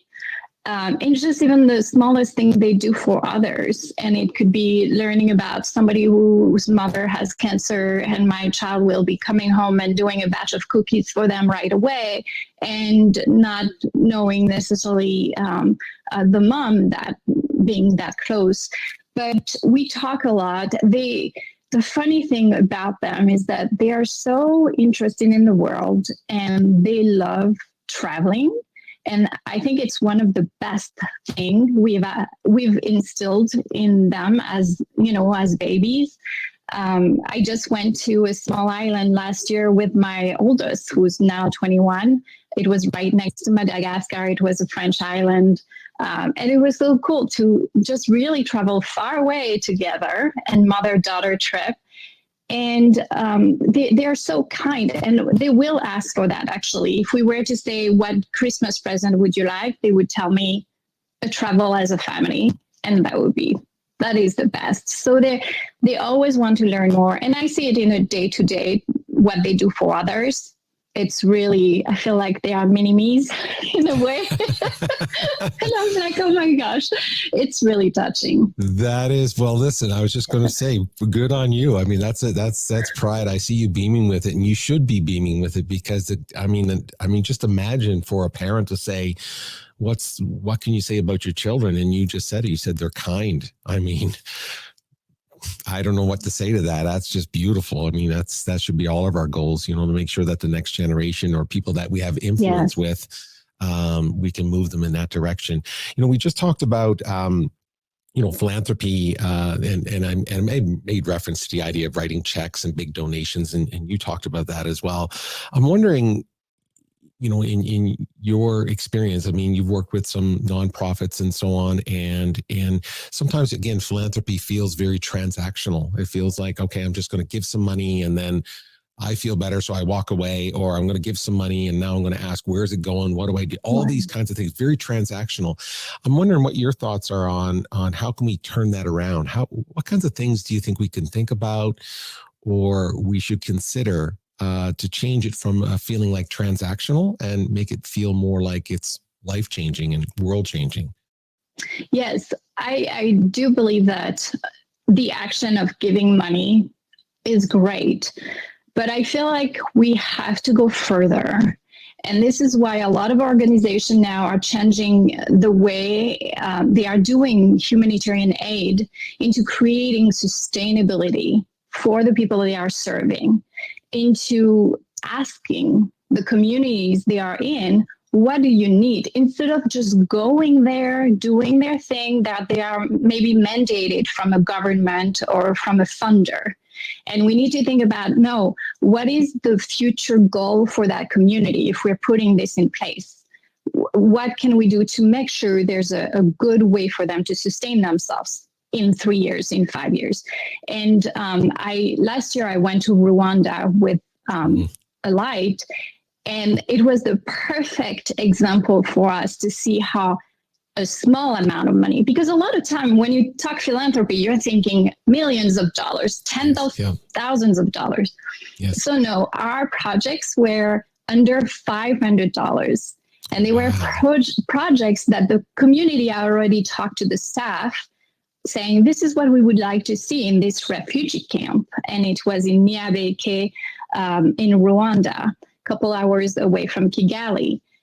And so we created a garden where they can have wedding ceremonies, where they can, it's beautiful. They can walk through. There's a bench. We created a child's library. We all brought books, but everything was done under $500. Wow. And that's what was amazing to me, is that you don't need to think big, because even small can have like the greatest impact for them, for those communities. Oh, I so relate to that. I love that story. And I love the fact you brought up Rwanda, as you know, and we've talked about this before. One of my first experiences with something that really grabbed a hold of me from a philanthropic perspective was traveling to Rwanda and experiencing the beautiful country and the beautiful people and knowing the history. And then you experience it. It's just completely different. So this is why, again, travel is so important, because if you only, and there's nothing, listen, read books, watch documentaries, all that, but there is nothing that compares to literally being in the environment of something that you read about or have seen on TV or a documentary, because you have a vision of what it is. And then when you get there, a lot of times those images just are changed, and you're opened, and your heart's opened, and your mind's opened. And Rwanda is one of those beautiful countries like that. So, and I've had the same experience there, by the way. I know what you mean. Very simple, small amounts of dollars and volunteer time and so on can make a big, big difference. So in your case, building an area where people can gather in the community, weddings, things like that. Books, obviously, always fantastic for kids want to learn English and do those kinds of things. So totally relate to that. That's a beautiful story. I appreciate that. So let's talk about the idea of philanthropy. I mean, the idea of celebrating a National Philanthropy Day, talking about creating content. So for me, with the Philanthropy channel, the whole idea was about, or is about, creating a content that amplifies the stories of people and organizations that are, making the world better if they can, and where they can. It's a very powerful message, and I know I want to be part of it. I know you want to be part of it as well. As we move forward, what kind of message are you sort of bringing to the world in your conversations? What would be your message to the world right now if you had that platform right now to say, hey, everybody, here's my message? What would you say to everybody? What I would say, hey, everybody, do not underestimate the power of healing, the power of good, the power of understanding what others go through. We all have compassion in our heart. And a lot of times we kind of shelter ourselves from that, from seeing what's out there. And I think it's important. And if we don't feel like we can do something about it, we may know somebody who can. We may be able to just even send a message, or even like a thank you to aid workers, doctors, first responders, just like what we're going through this year. So I think do not underestimate your power of connecting with others, for sure. I think you just dropped the mic right there. You did a mic drop. That was. You're so funny. I love that. That is so true. Don't underestimate your influence. Don't underestimate the little things that you can do to make a difference, and call yourself a philanthropist. Again, it's so interesting to keep these conversations alive and to encourage others to think that way. And like you said, just find something that resonates with you and move in that direction. You know what? I knew this was going to end up being a great conversation, and this is why I reached out to you. I'm so grateful for your support all this time. I'm so glad we had a chance to meet each other in Ireland. Hey, I'm up for that anytime they start opening up the border. Just so you know, exactly. I'm good for another plane in Dublin. I'll show up in Dublin to meet you anytime. It's all good. So I really appreciate everything you're doing. You keep doing what you're doing, and you're always using your platform and the things that you do for as a force for good. You're always promoting good things, and you're saying good things out there. And I think that's what we need more of in the world. So I super appreciate that. And I hope you and your family are doing super well and continue to do great things in the world. I appreciate it. Thank you so much for having me, Peter. Good to see you again. Good to see you. You take care of yourself.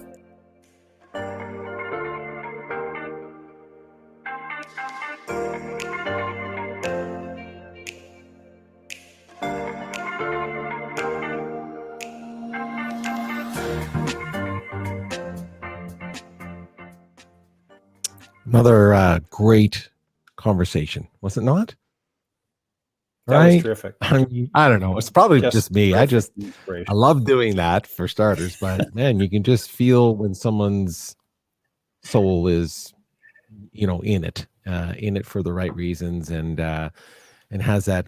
What I love is we didn't even get into that, but she's originally from France, and and now in United States. And just all of those in an international feel and experience. So she has a very global perspective on things, which is always awesome. That's why I think travel is so important. It just opens up our hearts, our minds, our souls, everything, right? And so empathy can build when you visit a destination and see things in real time, in real life. It changes you. So she has that perspective. I really like that. But I saw you again nodding, all that kind of stuff. I know you love this stuff. So I appreciate you sticking around for that one.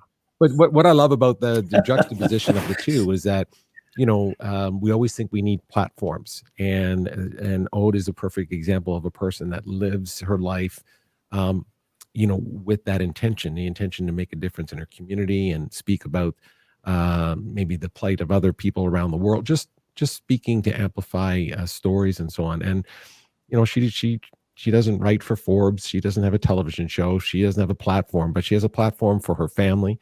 I mean, she instills it directly into her kids, which I just love. That we're talking about that, and she just feels that it's just part of what you should be doing as a parent and as a human being. I just love that.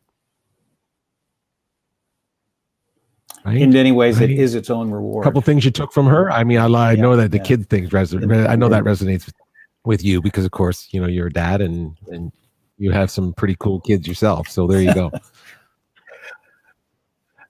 Well, they've certainly grown up, but you never stop being a mom or a dad. And so I mean, as a parent, if you get me going on that subject, I'll turn into a real waterworks guy. The only thing that would guarantee waterworks would be quoting Irish poets. So, and you were there in Dublin, so here we go. But I love the notion of sustainability and small projects that can sustain themselves. I think that's teaching someone how to fish is a great approach. I love that too, because again, we were talking about philanthropy, of this writing of big checks and stuff. And there's nothing wrong with that, by the way. We're not saying that's not, it's part of it. It plays a role, but sometimes it deters people from thinking that they can actually make a bigger impact than they actually can, because they can, and they don't need big dollars to do it. They need just the intent. And that was her story right there.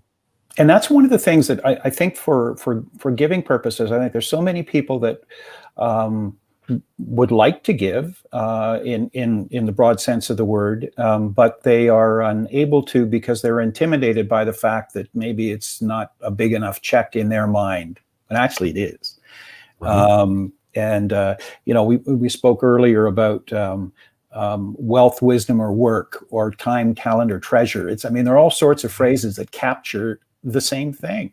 Yeah, that's what you shouldn't be. Said that. I like those. Yeah, there. That was really cool as well. Yeah, like you said, it's just what you're listening to and what you surround yourself with, and that's the kind of thinking that we need. If again, the purpose of even this broadcast, the purpose of this broadcast is to spend today, for me anyway, to use my voice or my skills, whatever this is. I don't know, be able to turn on a microphone and broadcast.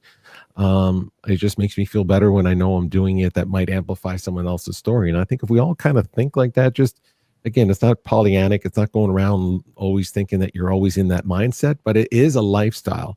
It is a way of thinking, and that's coming up in one of the interviews I'm going to be having with Jacqueline Way soon. Is that and you heard it in Ode right there, and even Aftel talked about with his 6-year-old son. It's instilling that in them at a young age and having it become part of them, so that it's not like you're looking for ways to be caring. It's just you are caring and you just do it. It's not something you have to be manufacture or look for things to do. So I just love that. I super love that. I got a little clip here. I don't know if I think you've seen this clip before, but I just want to show you before. Now I'll check your time. You have to take off. If you have to take off, listen, buddy, I'm cool with that. Just so you know. I need to show kindness to others in the not too distant future. Otherwise, they will demand kindness of me. So. Okay, well, listen, I can do. Listen, hey, I'll run solo if I have to run solo. I'll run solo. I'm cool with that. It's all good. But I so appreciate you being here. I want to share this before you took off because she mentioned when I say she, Ode mentioned Rwanda, and that was something that just opened up my soul, my mind. My wife and I, we went there, and long story short, it just was eye-opener, as you can imagine. In Rwanda, if you know the history, look up that country's history and you'll understand that it has like many countries, some very dark moments. And when you meet the people and you see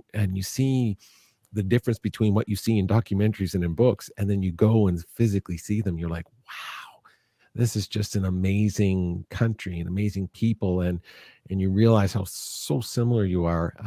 And so that experience was very powerful for me. And I kept a clip of an experience that I had there. And I'm going to see if I have it here already. If I don't, but I'm going to try to see if I can bring it up, Jim, is that it was just a great experience that I had with, this young boy was following me around.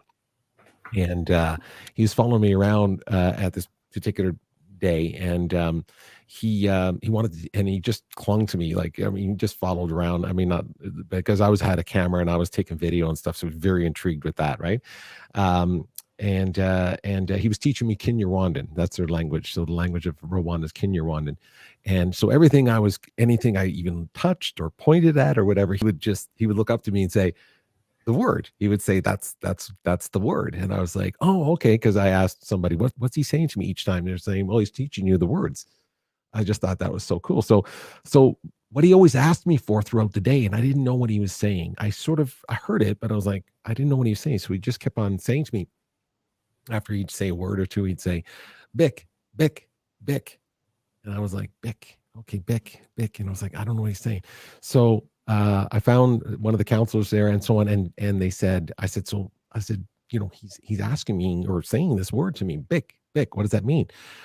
And she just kind of chuckled a bit. And she just said, he wants to know if you have a pen. Do you have a pen? Because having a pen when you're, a kid in Rwanda that, first of all, $10 a month can send them to school for the month.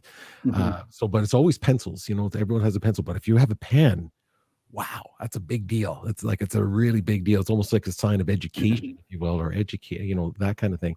So he was saying Bic, and Bic to him meant pen. Isn't that interesting? As in a Bic pen. As in a Bic pen, right? Yeah. So that's fascinating. And so I was like, and once they told me that, I was like, oh, I didn't have one. Long story short, found one.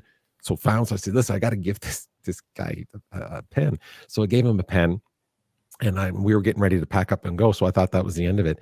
And about 15 minutes later, he comes back and he gives me something. And I was like, well, why is he giving me this? And the translator told me that he wanted to trade. He didn't want to take the pen. He wanted to trade.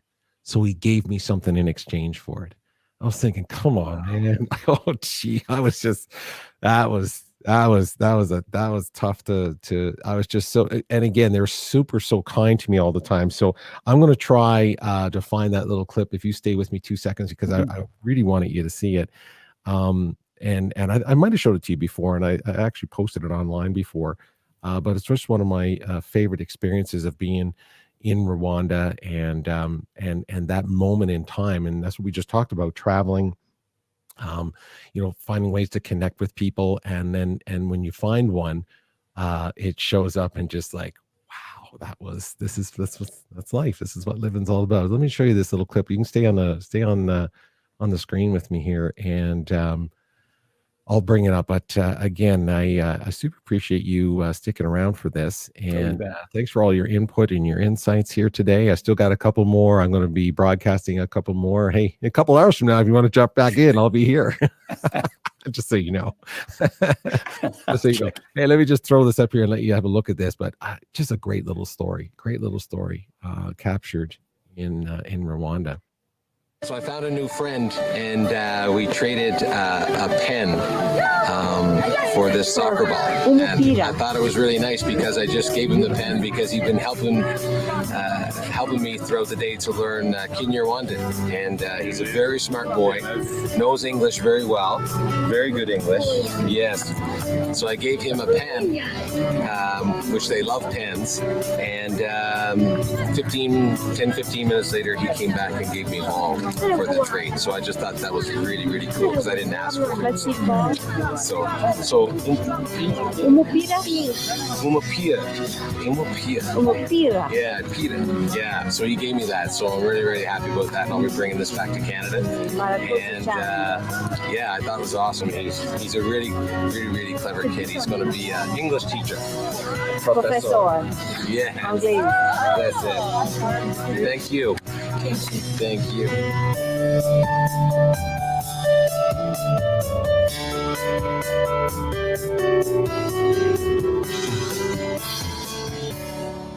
I mean, come on, man. That's something. Just touching. That's something. Now look at this. I still have it. I keep it around. I keep it down in our living room, close to sort of where you look towards the television, so that it's always in your eyesight. It's always in your line of sight, if you will. And yeah, there's the ball right there. And that was his soccer ball. Like, as you can see, they make the soccer ball, and it's basically just a collection of old plastic and things that they find.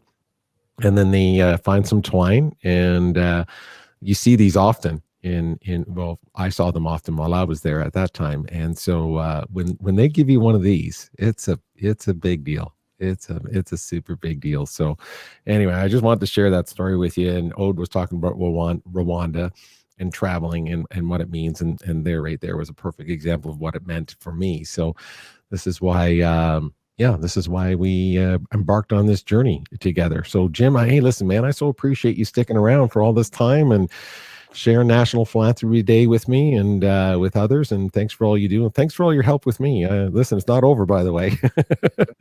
No.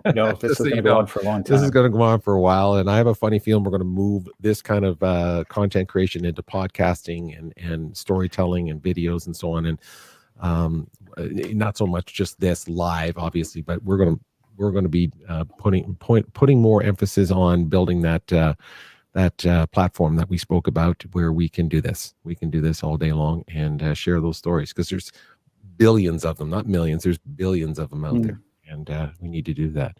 I think it was Lincoln that said, "We're all tied together in a single garment of destiny," and I think that gives meaning to the whole thing. I will, if you got time for one really quick story. Are you kidding? It's not a me story, but I'm in there.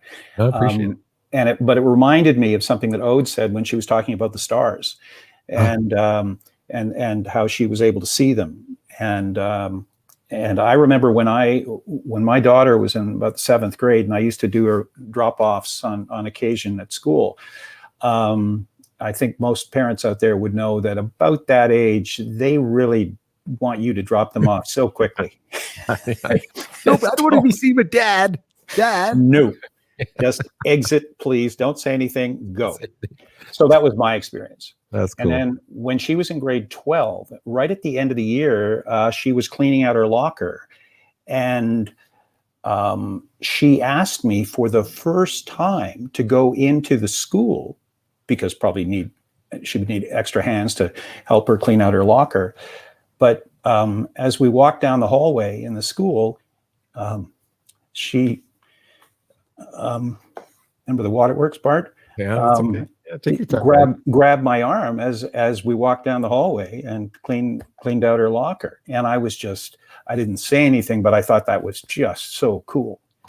So I told that story to a lady who was an executive director of a international organization. And that lady, not long after, was in China. And she had put the story out in a blog that she did on a regular basis. So after she delivered her remarks at some sort of gathering in China, a lady came up to her and said, she was a mother, said, "I loved your story about the fellow in Canada and his daughter." She said, "That just happened to me with my daughter." Wow. In Beijing. And I just, it's a note to finish on, but it just shows how we are all wrapped together in a garment of destiny, as we say. I love that phrase, by the way. Is that from a particular speech or a book of his? It was, I believe it was one of Abraham Lincoln's speeches. Yes. Yeah. Right. Yeah. Oh, I love that. So we're all part of this. Say that again. Sorry. Say that again. We're part of a garment of destiny. A garment. We're all wrapped in a garment of destiny. Oh man, I so like that. I so like that. Well, I appreciate that story. Thank you for that. Yeah, listen, I'm never going to be able to sit here and just have you on to talk about your family because you'll never get through one story. That just means a great dad. You guys obviously got an amazing family, so that is awesome. So before you leave, we'll toss it to this next interview, and then. Like I said, when we come back from that, I'll be on my own, everybody. So Jim is going to take off from here, but appreciate that, Jim. This next interview, Jim, just so you know, is from a gentleman, Philip Haid, and he has a company called Public Inc.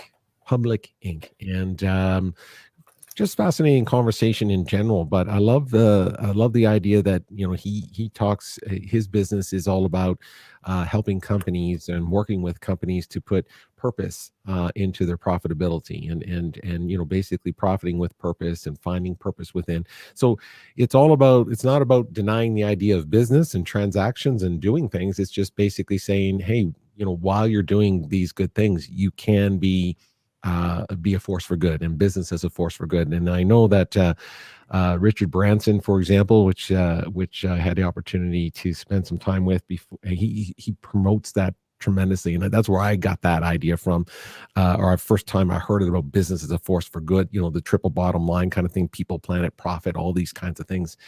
But this particular company, Public Inc., works with companies to find ways and help them position themselves. And that sounds almost strategic, but it is strategic in a way of, if you're out there doing business anyway, you might as well try to do some good with it as well. So I love that conversation. So we had a great conversation, and he brought some really good insights to the questions I asked. And we're recording this, so I hope you get a chance to come back and watch it. And we'll do this again another time. You and I, my friend, we'll do this another time. Look forward to it. That is for sure. And so I appreciate all your time. So you stick around right there for 2 seconds. I'm gonna get this going for everybody else. We'll be right back in a second, everybody, with Philip Haid and Jim Nellis. Good to see you, my friend. Always is. Always. My best to you, Peter, and to all that are watching. Thank you, brother. I appreciate it.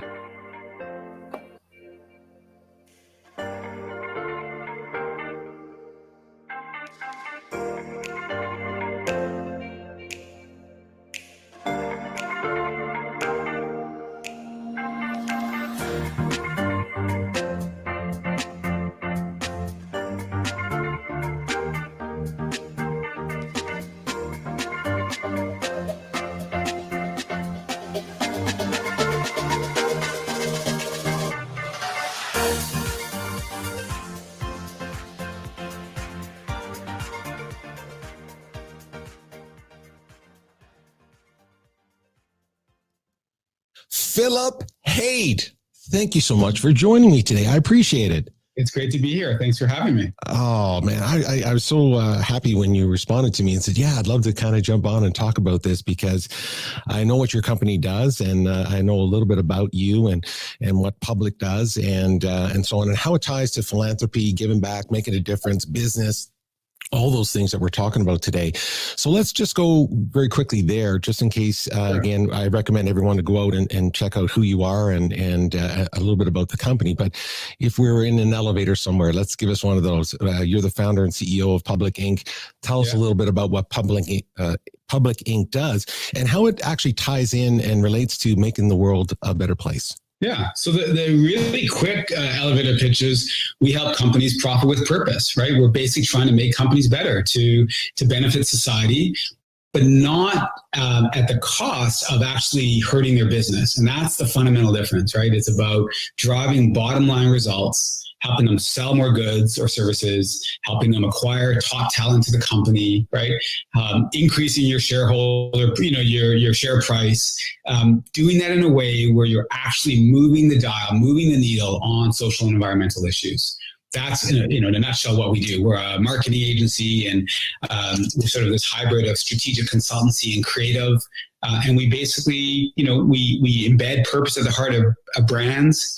We create big impact platforms for companies. We create campaigns that drive bottom line results and social impact results. And we help advance the whole sustainability agenda. So it's super fun work, because thinking about how we can make the world a better place within the sector, the financial, when you think about businesses who from a financial standpoint are the largest, when you just think about how much, GDP, how much revenue is generated from the private sector, it's enormous relative to government and nonprofit. So the ability to transform our society, to create a purpose economy, which is a long way off, but if we can do that, we need companies to completely embed purpose and social environmental impact at the heart of how they operate. Yeah, the core of why they exist, mission, vision, values, all those kinds of things integrated with that. I want to jump to the idea that you talk about purpose, purpose being at the top of the business agenda. And when you talk about, to CEOs or C-suites, CFOs and so on, I'm sure you come across ones that just aren't even anywhere near the fence, let alone jumping off and jumping on the other side. How do you address that with someone who says, like, okay, how can I focus on philanthropy, giving back, and so on, and then be profitable for Bay Street, Wall Street? How do I serve Main Street by doing that? What's your conversation with the C-suites about that?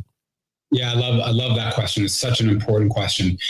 Let me answer it by starting and tell you what that conversation was like 10 years ago. So Public just turned 12. We're 12 years old as a company, with this idea that social environmental impact can actually drive your bottom line. And when we were having those conversations with executives 10 years ago, 8 years ago, I would say even 6 years ago, I usually got one of three responses. And this is from the C-suite, CEO, CMO, CFO. I got either one, that sounds wrong, I don't like that, I run my business, and then we're very philanthropic. So I got that. I don't like it. It's wrong. The second response I would get is, that's really intriguing, but that sounds like a nice to do. I've got so many things I got to take care of. That is not high on my agenda. Thanks very much. Goodbye. And the third response I got was, hey, that's really interesting. I like what you're trying to do in the world. I just don't think I could ever publicly say that, because I would get criticized for trying to profit from being charitable. And I would say, we're not talking about charity. We're talking about creating impact in the world through your business. And some just didn't get that. So that was like, from 12 years ago all the way, I would say, till maybe in the last 5 years. The conversation today is very different. And what's really interesting, we can get into this if you want, but I think COVID is accelerating this, is I think we're finally in a moment where this is now a need to do, not a nice to do. And that's a relatively very new shift. And so the conversation, Peter, is way easier today. Like, it starts with, we get it, we have to do it. We're not sure how to do it. We're not sure where to focus. We're not sure how this can drive our business, but help us figure it out. So the starting point is totally different. Very few people are questioning this idea that you can profit with purpose. But where, to your point, where they are on that spectrum, So the conversation starts with, hey, help us do this. We need to figure this out, or help us do it better, not should we be doing it, which is a relatively new thing. Yeah, that's fascinating to know over the last, say, in a short period of time, like you said, at least 10 years, let's just say it's 10 years or so. There is no doubt in my mind that the conversation has to exist, because that's what your customers are talking about. That's what your employees are talking about. Your stakeholders are talking about it, so that, which means that you'd be really tone deaf if you didn't even hear it and so on. And to your point, there's opportunities there for people to at least question where they are on that spectrum, and then say, okay, if I don't know enough about it, I need to engage a company like yours to get involved with that, or I just need to dig in with my, whether it's my employee base or my stakeholders, whatever the case would be. But talking about consumers as an example in business, and profit with purpose and so on, I totally understand the cynicism there, and that's what I want to talk about. Sure. I know you hear it all the time. And you're a marketing business. I mean, you fall in the realm of marketing and creating content and all that kind of stuff. So let's just face it. I think anyway, there's a cynicism and mistrust when it comes to the idea of business values. And they're saying, well, we're doing business because we want to be philanthropic and we have positive intentions and so on to do good.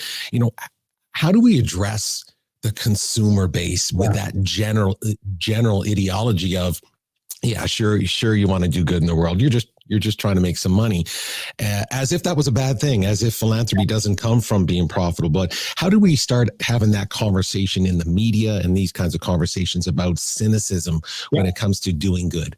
Yeah, I love that question.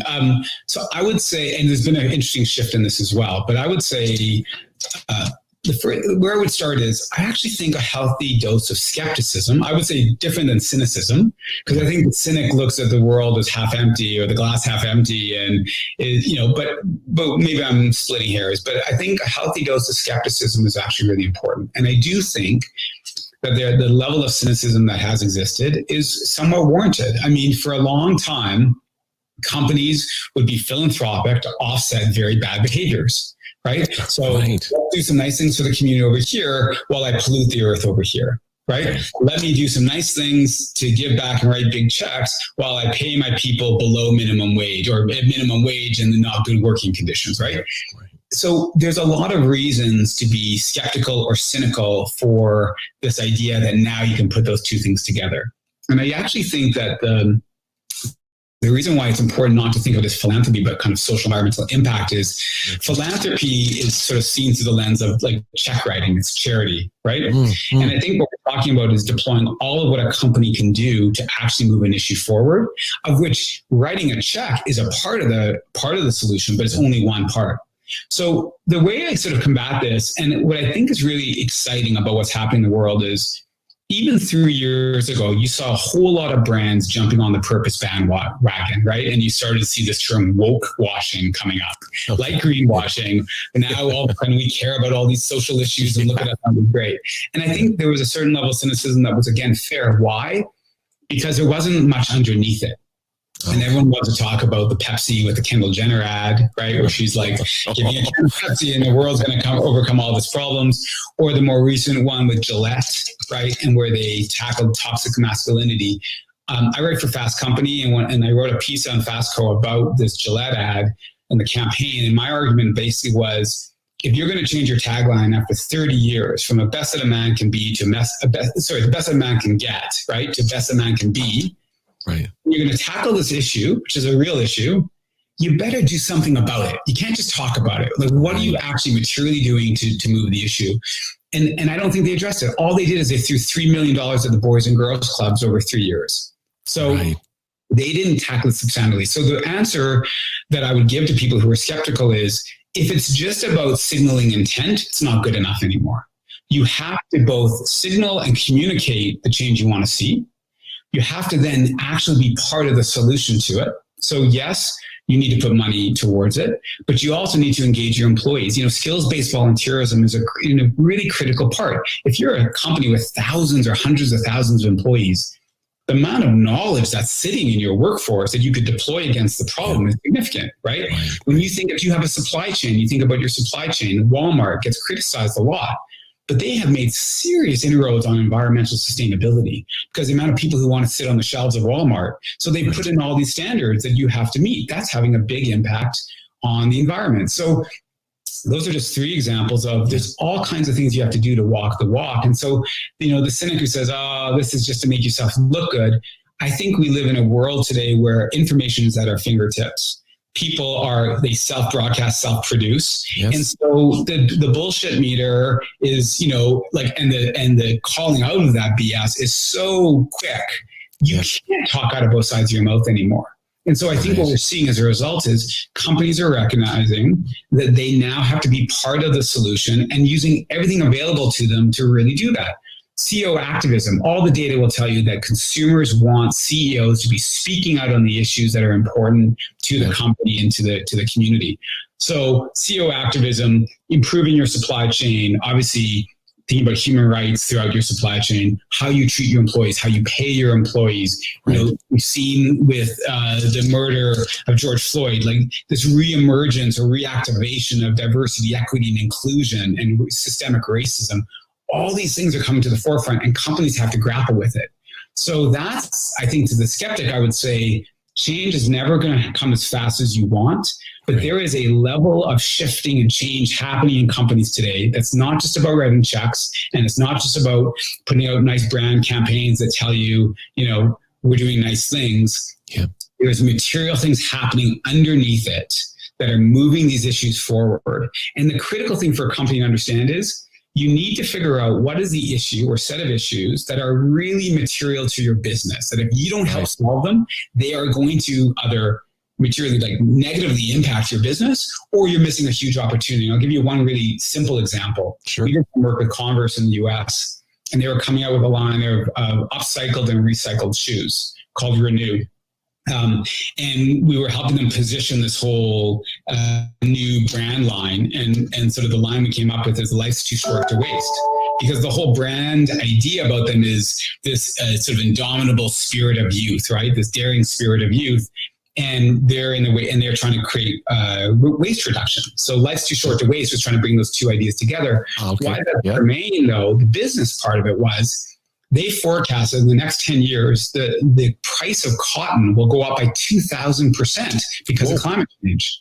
Wow. So you want to talk about profit with purpose. The reason to do it is if you don't get into the game, which is why every apparel company is getting in upcycled and recycled and looking at regenerative agriculture and taking plastic out of the ocean, it's because they recognize that the cost of the materials that they use are going to go up exponentially, which is going to cut right into their margins, which is going to not allow them to be a profitable business. When those interests align and you can do great things for the planet, great things for community, and you can have a better bottom line, that's how you achieve scale. And that's what we're trying to do with businesses that we work with. Right. That makes a ton of sense. And you know what's interesting? There's a lot to unpack in there, but I just wanted to throw out a couple of one-liners about that. It's like, this idea of writing the check, as an example, that definitely is part of it. There's no doubt about that. I never want to ever suggest that we're trying to have conversations about, hey, it takes more than writing checks. I mean, checks help. Obviously, you have to have a foundation of some sort of monetary resource to pull from. So that makes a lot of sense. The other one that I like is that it is really important for organizations to be able to bring what they do, their mission, vision, and values, and how they're structured and their product, and find something that is within their on their radar that they can positively impact. At the same time, I think it's also important, and I'm sure you might have seen it, and I'm just making it more as a commentary, that if you don't know what that is in your company and so on, you can literally still be part of something that's in your community that you're passionate about that might not have anything to do with literally your product or service. It makes sense that it does, but even if you can find something that you can literally put your heart and soul into as a team, as a group, and so on, I think that's fantastic too, because a lot of small businesses find that struggle. Larger brands might be able to obviously associate, but small little businesses, a small little dental practice or something. I mean, maybe they'll just be able to reach out and find something in their community. But I love what you said, be able to connect those two, and again, we're talking about consumers. How do we build that trust and so on? I wanted to ask you this question because I know that philanthropy can feel very transactional, and we're just talking about buying products and speaking with your wallet, if you will, voting with your wallet. I always talk about the idea that and I took this from, I think I heard this from Wayne Dyer, Dr. Wayne Dyer or something, but always trying to live your life where your mind, your mouth, your heart, your wallet, your feet are all moving in the same direction. Yeah. And I love that idea that you were always wrestling with that. And so it can feel very transactional at times. So how do we approach philanthropy, from that feeling? How do we approach working with businesses and take away that feeling of this is just truly transactional and maybe make it feel more that it's life-changing or world-changing? Yeah, it's great. So a couple things on that. So one is, and I just want to kind of comment something you said a moment ago. I totally agree with you that anytime any person or company or organization does something with good intent to try to create positive change in the world, we should applaud that, right? We should not be skeptical or cynical about that. I think we just need to applaud it. We need more of it. So that's the first thing I think is true, absolutely true. I think there's a huge role for philanthropy. And we can get into this more. I think philanthropy is not playing as leverageable a role as they could. And I'll explain what I mean by that in one sec. Sure. But I think there is a huge role for philanthropy in the world of social change, and philanthropy has been playing for decades, more than decades, a huge role in it. Right. So there's a big part. But specifically to your question, and then I'll come back to the role of philanthropy specific. I think the way you can overcome and deal with this question is it can't just, to your point, it can't just be transactional. So what's happened in the last, I'd say 20 years is, and it's probably longer than we have time today, but I can kind of take you through the trajectory of how companies have evolved over time from like pure just philanthropy to this onset of CSR to this shift that we're talking about now, whether you call it profit with purpose, stakeholder, capitalism, conscious capitalism, there's all these terms. But what you're referring to is that we got to this point where it did feel transactional. So all this cause marketing, right? Where it's like, hey, we're brand X. You love us. You buy this product and we'll give 10% to this charity. Or, in these 2 weeks, take this action and we'll give. And so what's great about it is it leveraged marketing to reach more audience to cause something to happen. But it made it very transactional in that if you do this, we'll do that. And so some people who are skeptical or cynical would say, well, what are you doing? So I'll give you a concrete example. The whole add cash play. Hey, would you like to add $1 to your bill to help? So, right? So a lot of people hate that. And they hate it because they're put on the spot. Right. Yes. They might not really want to give to that cause, and they might be extremely charitable, and they don't want to be like the heel in line pre-COVID who said, "No, I don't want to. You just bought all this alcohol, but I'm not willing to help out the kids." Right. Yes. But the thing is that the reason it keeps happening is that it generates a lot of money. Yeah. The LCBO, they're one of our clients on their whole sustainability agenda.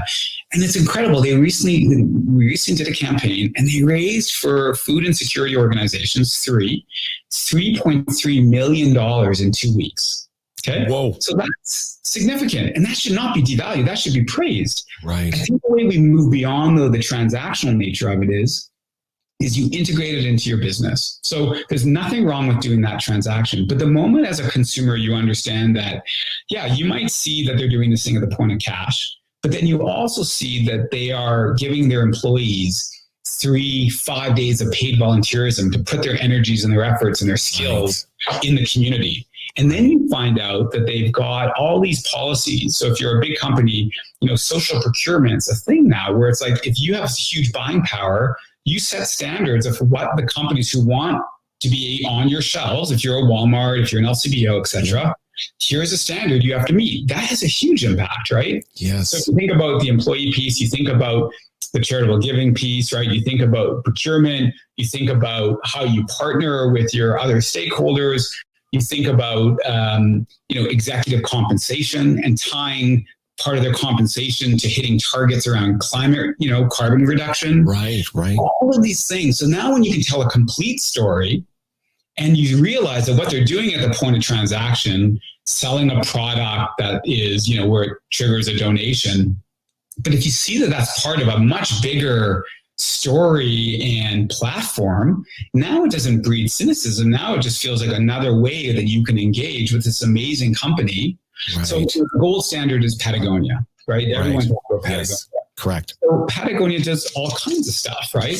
Interesting enough, they don't do a lot of point of sale. They don't do this sort of transactional, but they will do things like on Giving Tuesday last year, they said all the profit from the sale of that day, we're going to give to environmental organizations. And it translated to $10 million in a day. Okay, or that weekend, right? They've got a program called Worn Wear. So they're trying to get people to reuse their clothing or restitch and stuff. A couple of years ago, they took out an ad in the New York Times that said, don't buy this jacket. And they're encouraging people not to purchase on the weekend where everybody buys the most. And they saw an increase in sales of 67%. The reason I love this story is it shows you that when you have true authenticity, when you live your purpose, when you live your social environmental impact throughout your company, throughout your organization, then when you do these things, people aren't cynical. They know that it is true. It's just like, Pierre, you and I are chatting. I know you're a good guy. When you're talking about things, right, and people know that you walk the walk, they give you so much more latitude. That's true. And the same thing with companies. And so I think that is the solution to this, that there's nothing wrong with transaction. It can't be the sum total of what you do. Yeah. And there's a couple of things there I just wanted to mention. You hit a point where we're out as consumers, we're out doing our thing. And I'll give you an example, just a very short one of that discomfort that you can have that then translates right across philanthropy. So I'm walking out of, a traditional grocery store, like a superstore, something like that. So you're in a big, foyer area as you're leaving. There's a table set up where they're taking donations to help feed children. Okay. Yep. So that's generally all it needs. So I'm at least 6 to 7, 8 feet away where the person has to say it very, very loudly. And their question to me when I was walking by was, do you want to help hungry children? Right. And I'm like, wow, where do I start with that? And because it hits you, it's like, well, of course I want to. So it puts you, like you said, in that discomfort immediately.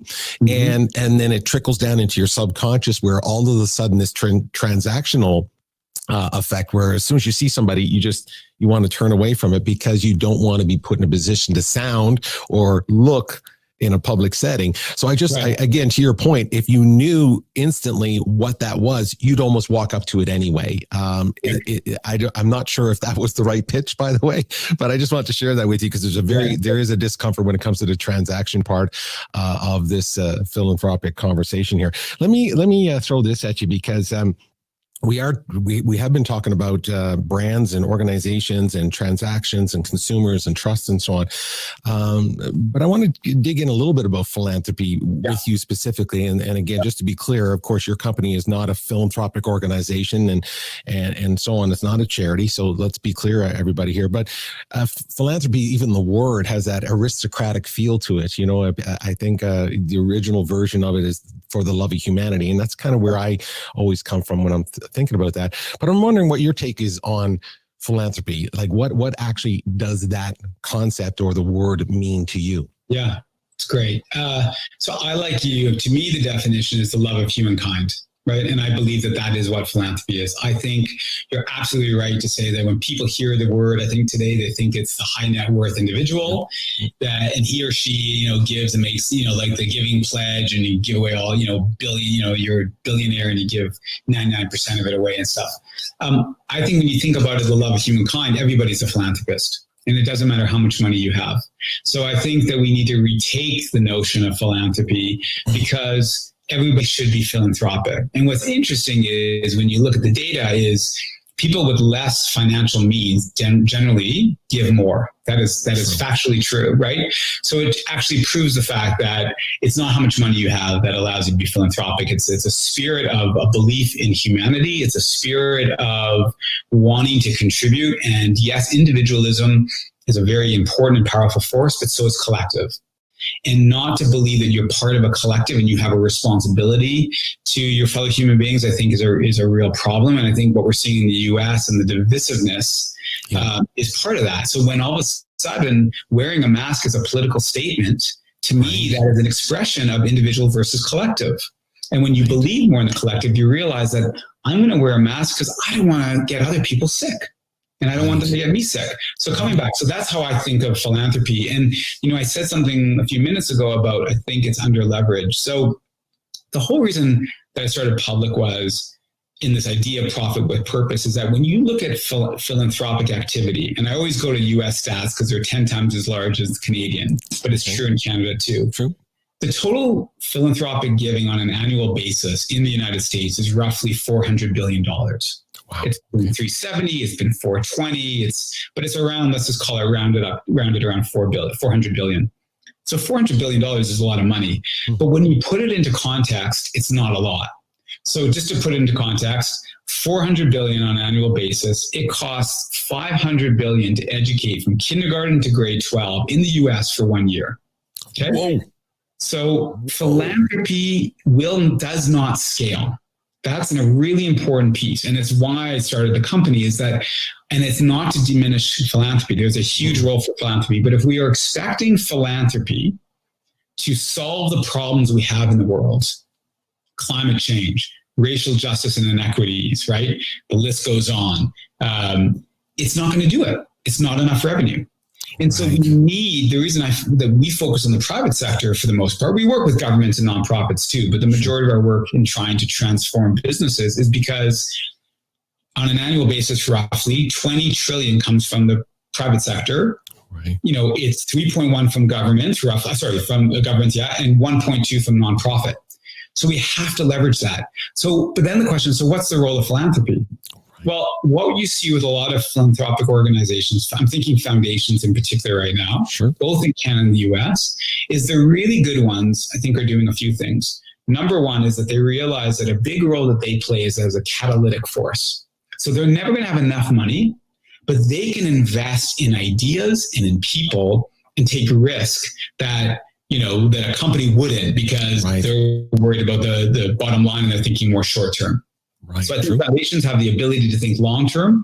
And so being this catalyst for innovation and change, which is why you see a lot of foundations have these, like the X Prize, right? Right. You know, you see the grand challenges, you see all these sort of monies going to saying, we know there's an incredible amount of innovation. Let's fund those things and find those solutions. And then we can tap into private equity. We can tap into the whole venture capital world to scale it.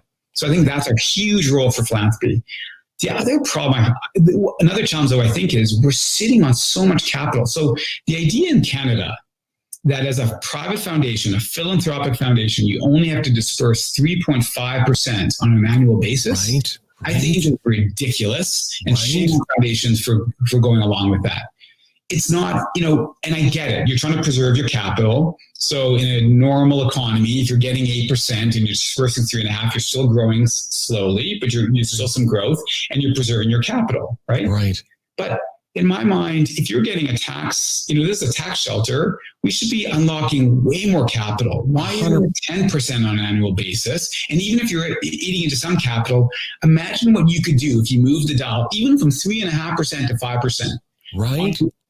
It would be humongous, right? And not only that, what if foundations in this country backed up new innovations or nonprofits who are trying things to really move the dial on their issue? What if they were to co-sign or underwrite the loan? So the worst case is you have to pay off the debt, but in the best case, you don't have to pay anything. You're just like a parent would with a child when they're becoming, you know, a young adult, and they'll co-sign a loan. What if they did that? There is so much capital sitting in philanthropy that is not deployed. And I think that is a huge waste. And I think that's a huge opportunity. So for my mind, when I think about philanthropy at a kind of an institutional structural level, I think there's a ton that foundations can do.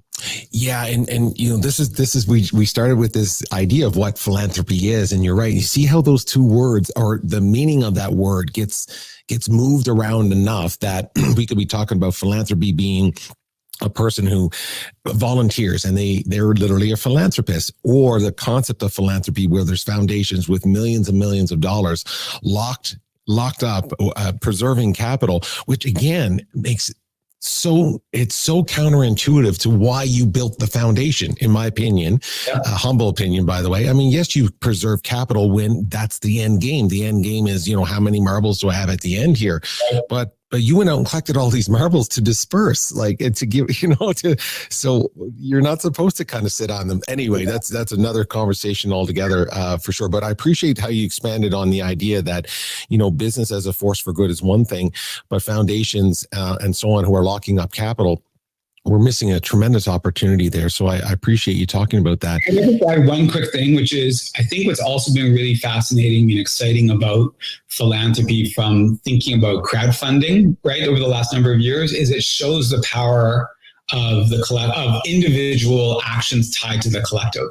So, when you think about now, people, because as we both said, it's the love of humankind. Everybody's a philanthropist. If I give $10 and every other person gave $10, we've seen through crowdfunding platforms what that can translate into. Right. And so, and then you think about how companies and foundations can jump in. So in the US recently, they did this thing called the All-In Challenge that Fanatics, the company, did. And they did there were auctions and there were raffles and so on. And it was with tons of celebrity. So you could win courtside to the Dallas Mavericks games with Mark Cuban and you get a Rolls Royce from your favorite rapper and all kinds of great prizes. Yeah. But they in a span of a few weeks, they raised $60 million. Wow. Some people giving big amounts, but tons of people giving small amounts. And so I think when you start to think as an individual that, I'm a philanthropist and I if I have the means, I have an ability or a responsibility to give something. Right. If we all took the mindset, the amount of money we could raise, right, for these issues, and some of these issues that are, they feel intractable, right? Poverty, we've had poverty forever. But what if you had individuals, high net worth, just everyday people, foundations thing? How do we get rid of chronic homelessness in Canada? It's crazy that we have it today, or food insecurity. And we work with Maple Leaf and others. Let's get rid of it. 4 million people are food insecure. What does it look like to eradicate that? Right. Right. We can do it. We could do it tomorrow if the will and the energy is collective to do this. And government has a role to play as well. But I'll tell you, we could. But I think it's partly mindset, it's partly energy, it's partly. And like you said, the individual versus the collective, and that's a great transition. It's almost like it's a great transition to something I wanted to talk to you about. Is that feeling that we're talking about right now about that individual who can give $10 to something that if they might win something, but they know that there's purpose to it and things like that. The concept of philanthropy in itself feels at the collective very empowering, but when you're by yourself, it's a lonely space. It's a lonely space. So let's talk to that person just for a second. If from your perspective, whether they're a consumer, whether they're just an individual, when I say they feel like they're just an individual, that sense of feeling, how can we give them that courage, if you will, or that inspiration to say, you know what, the individual can really make a difference. So let's talk to that person for a second. How can any one person feel like they can make a difference in the world today? I think there's two kind of key arguments or narratives to that person, right? One plays to the individual argument and one plays to the collective argument, not surprising. So the individual argument is you need to vote for the world you want every single day, right? So fundamentally, it comes down to what do you value? What do you believe? How do you want to live your life? And it doesn't matter what other people do, right? And so the choices that you make actually are in your everyday life are affirming for the person that you are and the way you want to conduct yourself in the world. Right. And so choosing to buy products that aren't made with child labor is a choice, right? Choosing to be proactive and saying, I'm going to give 1% of my annual revenue or 5% or 10%, whatever that number is, to better my community is a choice. Just the act of doing that, regardless of what that adds up to with other people, I think is an affirmation of the kind of person you are and the kind of values that you have and how you want to live your life in this world to make yourself happy and make your family happy and leave the world for as long as you're on it in a way that you feel like you can look yourself in the mirror and say, I lived a good life, And so I think at just a very individual level, it doesn't matter what other people do. It's about making your choices. And I'm a big believer is, as long as you don't harm others, make whatever choice you want. It's not decide if that's good or bad. That's just a fundamental philosophy. I think the collective argument is we have seen time and time again when individuals with their small acts of philanthropy, of voting, of volunteering their time, of just helping somebody across the street. When you take all those individual collective actions, we have seen through history, that's how social movements are built. Absolutely. Right? That's how crowdfunding actually, you hear about a story and next thing you know, the person who can't afford the life-saving surgery that they need gets funded in like 24 hours. Right. So, for the cynic who says, I don't believe my small action will add up, the response is actually, there is so many examples of where it does. So don't underestimate the small act. In fact, it's the small act, multiplied over thousands or millions of people. That's how you change the world. Absolutely. I love that. It reminds me, and being a Canadian, you're Canadian as well. Yeah. That reminds me of an old hockey analogy from Harry Neal. I don't remember this. Every snowflake in an avalanche claims innocence. Yeah. I love that. That's great. I love that one too. So when you're talking about the individual, if the individual collectively come together, then it's a different message altogether. I know part of your background is that you enjoy sports, you have a family life, you have kids, and you spend time doing those kinds of activities and so on. And because of the business that you're in and your passion for it, I just thought it might be interesting to ask you this: is what kind of messages are you sharing, or the kind of language that you use, or maybe it's through your actions? What's the messaging that you're sharing with your children about philanthropy, giving back, and making a difference? Yeah, I love that question. Let me tell you a funny little story that humbled me significantly. When I have two boys, so Jacob and Daniel. One is 16 and one is 14 now. So I got teenage boys who I'm immensely proud of. And when Daniel was really young, my wife and I, Susan, we decided we want to introduce him to philanthropy. And so we said to the boys, okay, you're going to get allowance and you're going to get $3 every week. $1 spend however you want. $1 goes to the bank, and $1 is to give back. Okay. Wow. And my younger son, who used to have this very raspy little voice at the time, was so cute. He's like, first of all, he says, $1 to the bank. I don't want the bank. Who's taking the money from me? And so he was just like adamant, no way. And then he goes on to say, charity. What's this charity? I don't want that. And he argued with us.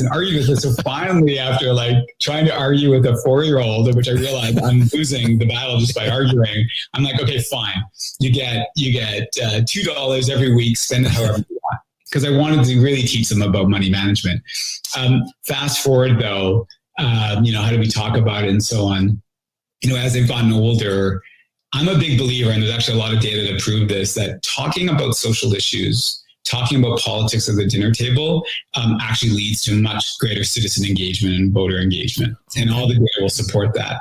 And so I kind of feel like, it's our responsibility as parents to talk about issues and to one of the key things that I try to do is get my boys to look at the world and understand that they live from a life of privilege.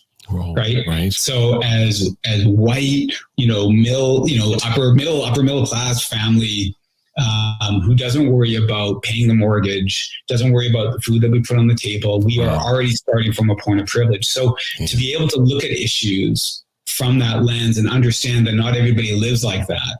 Right. So that's what we try to teach every day, is to say, well, what do you think it would feel like for somebody who's worried about, paying the rent? Or why are people supporting, like people who are voting for Trump, who is bad for them? Why are they doing that?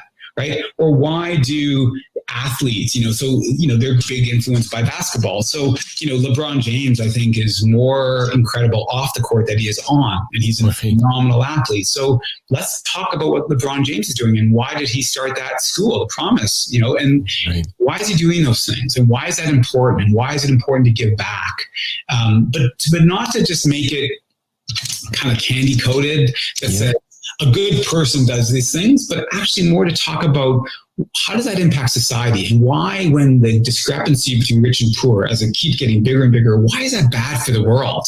Right. So it's really trying to bring nuance to these conversations. It's trying to bring a sense of we have a responsibility, but it's also trying to understand why and how people think differently, because they do, and always come back to the privilege that we sit So when Chauvin murdered George Floyd, one thing that a lot of conversations we had with our kids was about, when you go out the front door and you put your hoodie on, you're not worried that the police are going to stop you. They're not driving yet, but when the talk that Black families have, right, you don't have to worry about if you're in a car being pulled over by the police and keeping your hands on the wheel. And right. We, as a white middle-class family, we don't talk about that, but right. they have to talk about that. So it's those kinds of conversations we have that I think is part of philanthropy. It's about the love of humankind. It's about saying everyone has very different experiences. There's a lot of, there's a huge discrepancy on the way in which people live, what people have, and we should not assume we all have the same. And there's tons of inequity in the world.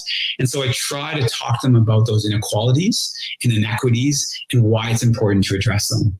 I think that's so fantastic. And I super appreciate the idea that you're not trying to, you're obviously protective as a parent, but you're not trying to isolate them from what's happening. You're not isolating them from a tough conversation to have when you're a young teenager or a young male versus when you're 25 and you're blindsided by something like, wow, I didn't know the world was like that.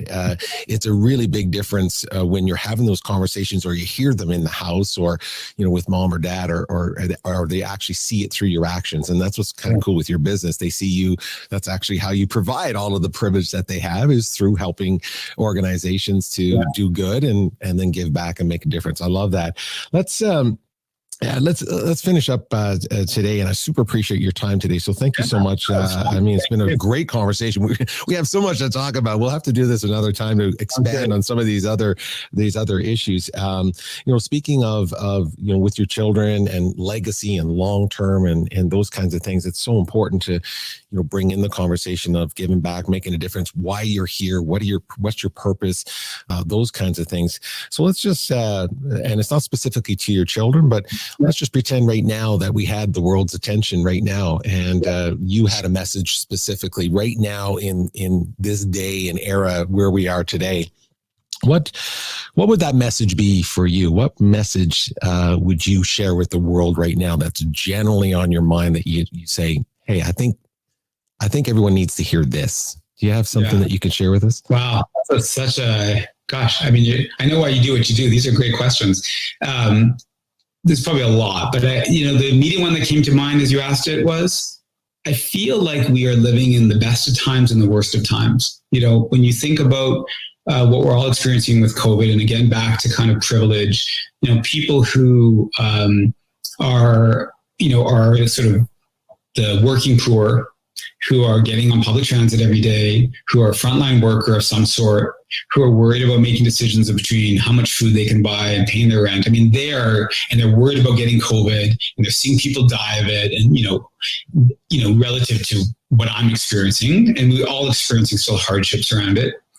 But when I say the best of times, the worst of times, I think the message I would love to send is, I think despite how hard it is right now with COVID, and this reawakening that's happening around social justice and equity, there is more progress happening today than I think there has been, maybe ever. I don't know if I can quantify that or not. Yeah. It's easy to get stuck in all the negative things that are happening, right? This toxic, I think fascist, quite frankly, president in the White House. Thank God he lost.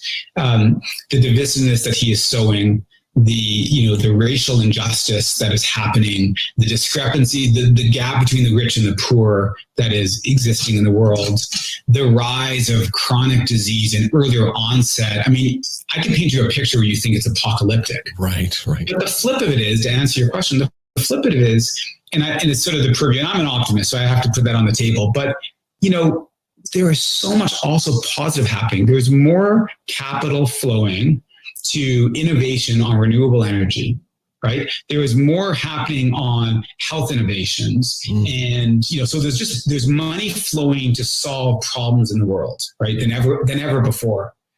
Companies who used to sort of only felt their only responsibility was to maximize shareholder value, right, to put more money in your pocket, which is just about greed. Yeah. Are completely transforming and saying, actually, it's no longer about shareholder value, it's about stakeholder. Every stakeholder in this company, we have to think about them, take care of them, benefit them. Okay, that's a massive shift happening. We are in dire circumstance with the environment, but the amount of change that's happening, the actions that people are taking, the level of consciousness that I think is being raised around the world.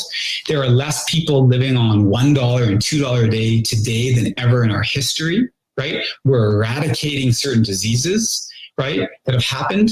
So when you look at the macro, there's an incredible amount of change happening where so much positive things are happening. So I guess my message to the world would be is, don't lose sight of the fact that amongst what feels like the worst of times, we're also living in an age of transformation that I think, progress is not a straight line. It's a crooked, jagged, all over the place. But I think we are progressing. I mean, gay marriage didn't exist more than a decade ago, right? Now it's law. You're seeing laws change. You're seeing greater equalities and equities in the world than ever before. We have a long way to go.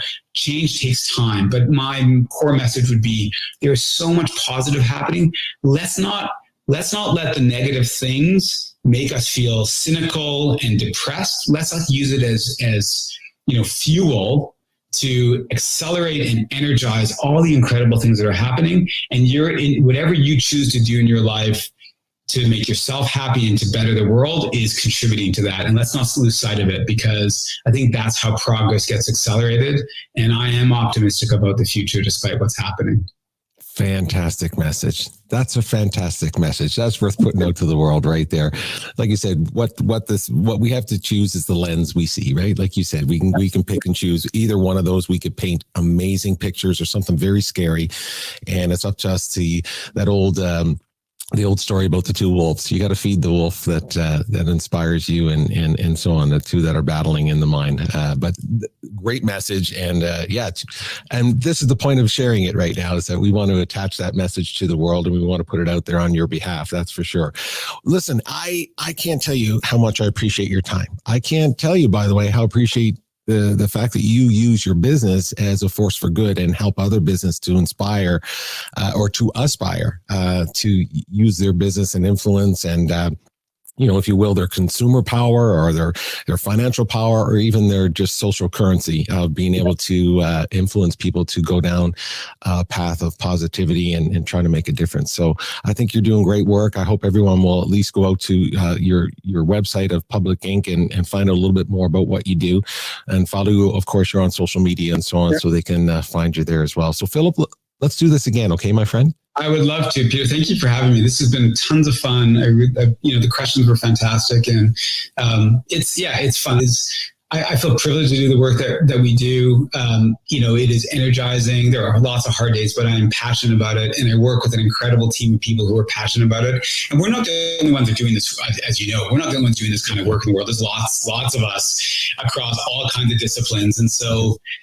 When you can wake up in the morning and you get to do the work that you're passionate about, that is having a positive contribution, you're winning. You're winning the game, however you describe that game. So this is fun, and I really, really appreciate it. I'd love to have more conversations with you. Fantastic. I so appreciate that. Thanks for those last comments. Appreciate it. Everybody, Philip Haid, CEO of Public Inc. Go check them out on their website and so on. And we so appreciate the work you do. And everybody out there, hey, be kind out there. We'll see you next time. Thanks, Philip. We'll see you next time. Thanks.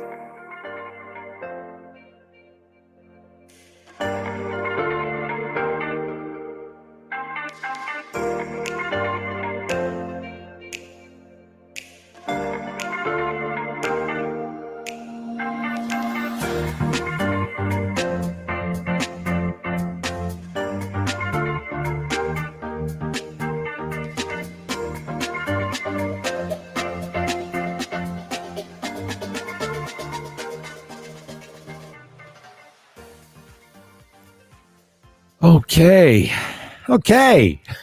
How was that?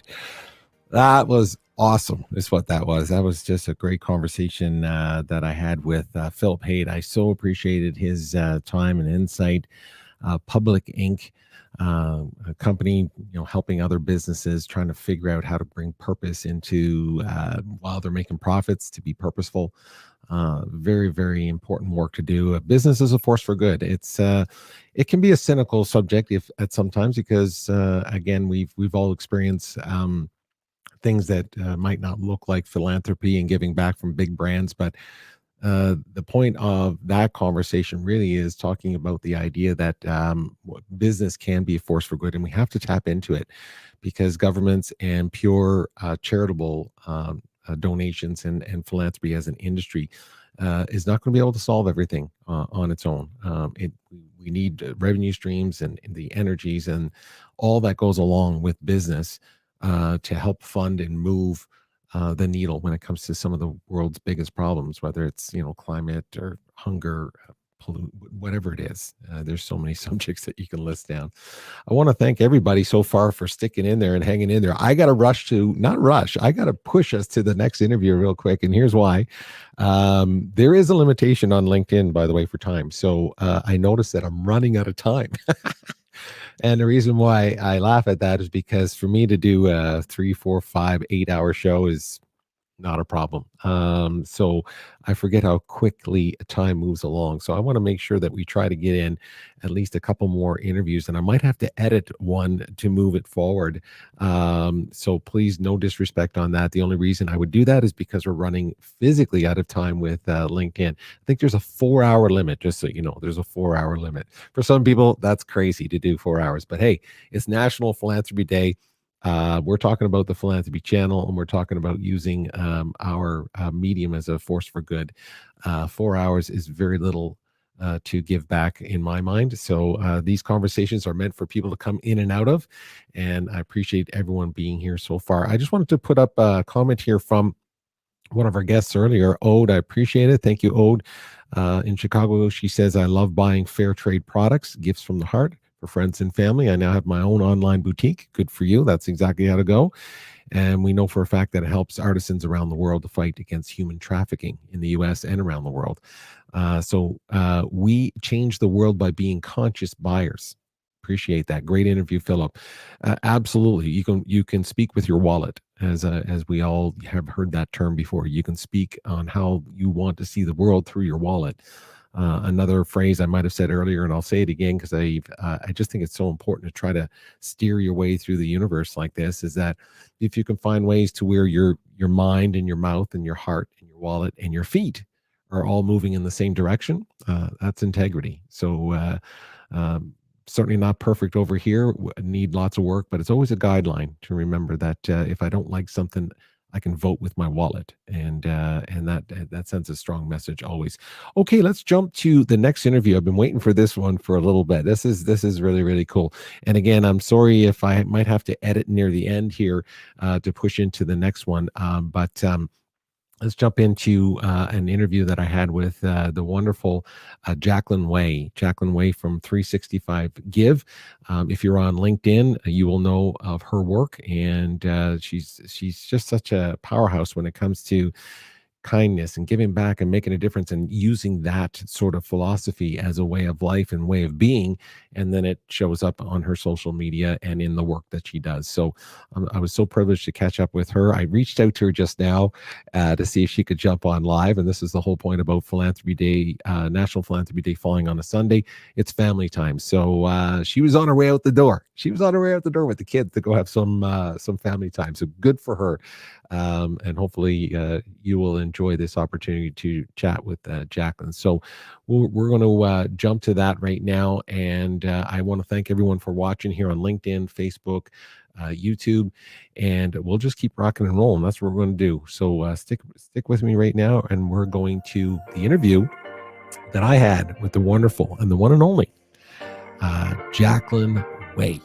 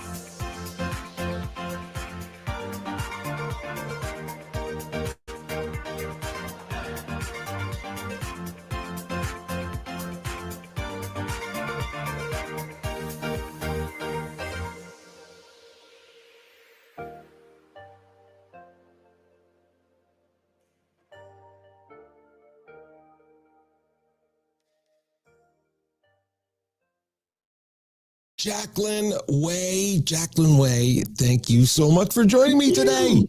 Good morning. How are you? I'm here in Vancouver, Canada. So you can watch the sun come up behind me, as I always say, and probably some rain. But so awesome. Great to be here with you, Peter. I love your studio. It's so awesome. Oh, thank you. I appreciate that. Listen, connecting with you is just something I so look forward to all the time, because we've only done it a couple times, but each time, as soon as we get on the call, it's like, we're just going, and I'm like, okay, let's start recording this.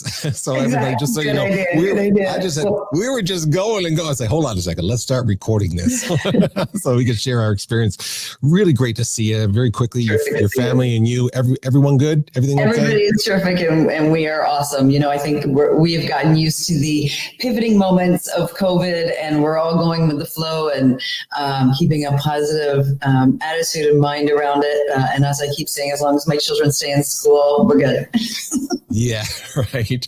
Well, you know, and to that point, we chatted about it a little bit, but you know, you hear that as a common theme with a lot of parents, of course, and just in society in general. We need some normalcy for certain groups of people specifically, and children certainly fall in that category. So I completely relate to what you're just saying there.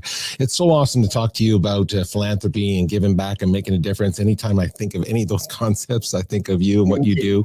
I love 365 Give, and always recommend to everybody watching these kinds of shows, you know, look up 365 Give, of course, look up Jacqueline, find out what they're doing and so on. But just very quickly, for those who don't know the context of how we know each other and a little bit about what you do, let's talk about 365 Give. Let's give it a little bit of background about what that is, why you started it, and that'll get some context to our conversation today. Absolutely. So 365 Give is a Canadian charitable organization that I started actually with my son when he was just 3 years old. I had a really simple kind of understanding of parenthood for me, and I wanted nothing more for my children but for them to grow up to be kind, compassionate, loving little human beings with a happy life. It was that simple. But what we really don't look at sometimes as parents is we assume these things are going to happen, and really they're traits that we need to teach our children. So I set off on a mission when my son was just 3, before he started his school years. I really didn't want my child to be that kid that like grabbed things from other kids and beat them over the head with a sand bucket. So when he was 3 years old, before he started school, we set out on a mission to do one thing, to give back to the world every day for 365 days. It was that simple. People say, what do you mean that simple? There's nothing simple about it. What's simple about it is that what we did to give had to be so simple, a 3-year-old could do it. So these are small acts of giving that were simple, that we could do close to home, in our neighborhood. Just things that we could do every day to make sure that we were doing something to give back. And we even break it down for kids, or certainly for my son, in a really simple way, that we could do something to give to animals, we could do something to give to our planet, or it could be for people. So it's not even that we had to give to people every day, because for a 3-year-old, engaging with other people and strangers is not always easy. So we would pick up garbage. I taught him how to recycle. We'd go down to our local animal shelter and spend time petting the cats as our volunteer job for the day. Really simple things that we could intertwine into our day every day. And we did it. We did it for 365 days. And it actually started I actually started writing a blog around it. Because we wanted to share some of these stories with our friends and family. My hope was always with this, that if we inspired one other person to give, then we've created a little bit bigger impact, not only what we were doing, but we've inspired somebody else. And so the really cool thing about this is people actually started reading the blog, and they followed along, and 365 Give from those days has gone, we literally say, from one child's giving every day to reaching millions of people all over the world. I mean, we can't even and don't even know how many people that we have inspired, because it's impossible to track. That's right. But what we did do is we did lots of different things within our program design for 365 Give to create a community And we actually created an educational program for kids that can be brought right into school, which helps them practice a daily giving routine. This promotes kindness, it promotes happiness, it reduces bullying, so many amazing effects for children in school. So we created an educational program, but we really created a community that's inclusive of everybody, no matter where you live in the world, because we believe that giving, you can use the word philanthropy. We believe that giving is so simple that you can be any sex, any age, any race, any color. It's inclusive of everyone. And you and I were talking about this a little bit earlier, but it is actually the common thread that connects all human beings, that makes us, people always say everybody's different. Everybody is different, but we all have the ability to give. And it's the one thing that runs through every religion, every spiritual practice. Everybody talks about compassion and giving within that. And so to me, it really is the common thread that connects all human beings, that we share, that we have this ability to give.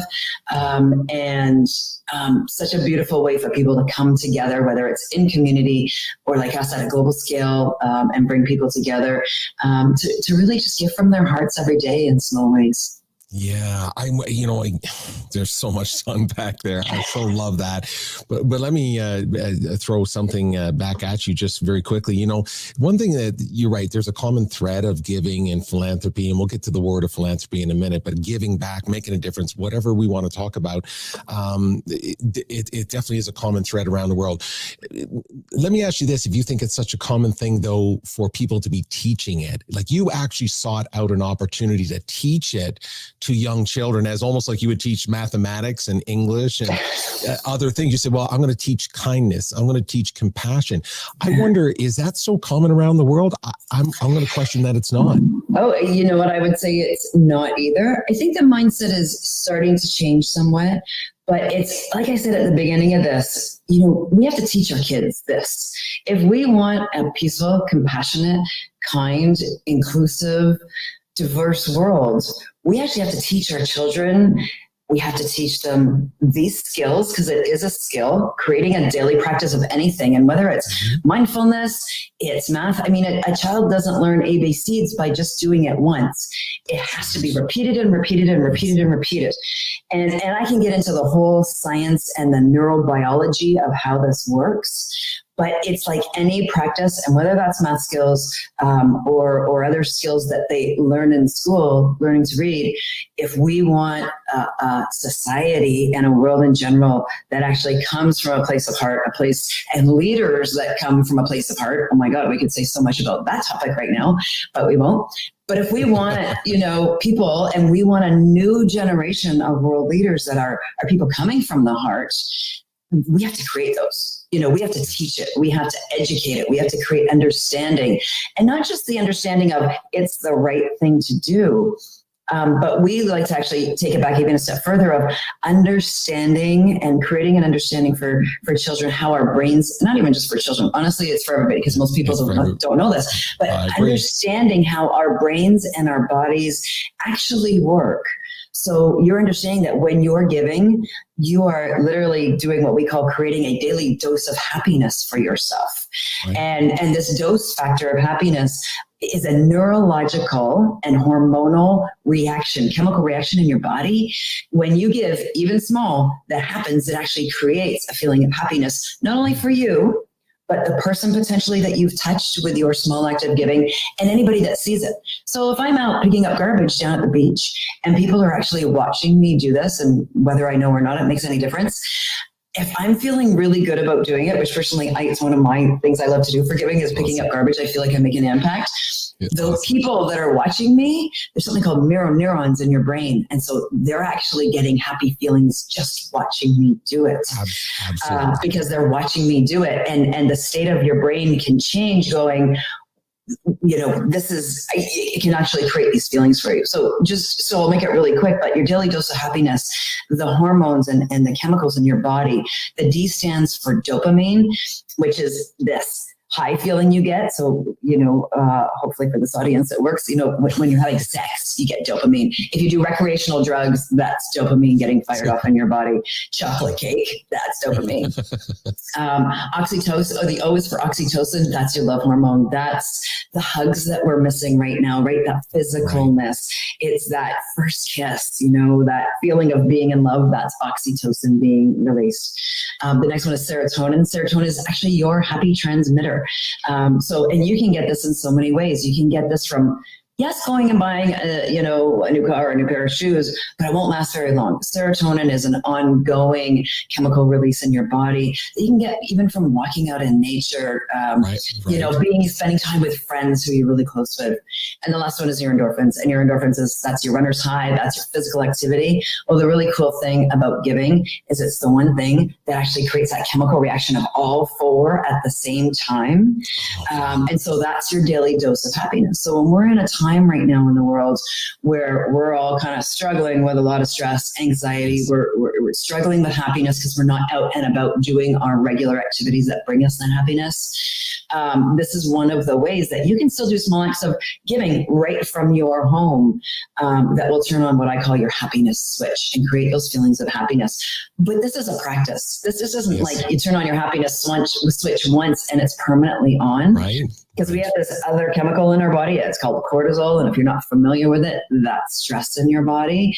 So if you're trying to create this balance between happy moments, but you're dealing with a lot of stress in your life right now because of what's going on in the world, this is like you have to ignite this for sure every day, and even a couple of times a day would be really great for you to start reducing some of that cortisol, because the cortisol actually represses our immune systems, and none of us want that right now. We need strong, healthy immune systems. So that's really making sure that you're doing effective practices. Some people talk with meditation, you can get there. Lots of people can't meditate, and I know that. I'm one of those. I'm like, some days it's okay, sometimes it works, sometimes it doesn't. That's me. So this is what the daily practice that I always say, no matter what, it's going to work for you on one condition. You're doing this without expecting anything in return. So don't text somebody and say, I'm really grateful for you, and then expect them to text that back. Send it out with an open heart, or if you're putting positive posts on social media, or if you feel like making a small donation to somebody, or you want to drop cookies to your neighbors, whatever it is, but do not expect not even a thank you in return. You're doing this specifically, honestly, for yourself to create these good feeling thoughts, and because what's meaningful for you and what creates a meaningful life for everybody, and we talk about this with the pillars of well-being, is that one of the major pillars of well-being for people in their life is having a meaningful life. And these little things that you can do every day, they add up to a massive impact by the end of your lifetime, and that's meaning right there. You want to have a meaningful life, just go out and make a positive impact every day. Yeah. I love it. Well, thank you for sharing all that for starters. That's so unbelievable. All about the idea of a dose of happiness. I so appreciate that. And again, everything you just talked about right there, you have to learn it somewhere. You have to get it from somewhere. And again, when it comes to young people and so on, if they don't see those role models in a public setting or on television through media and so on, it has to start at home. And that's why I love what you did. I mean, you started this movement. It's become global, but it literally was a way for you to connect with your son and your family and say, you know what, let's just do one thing.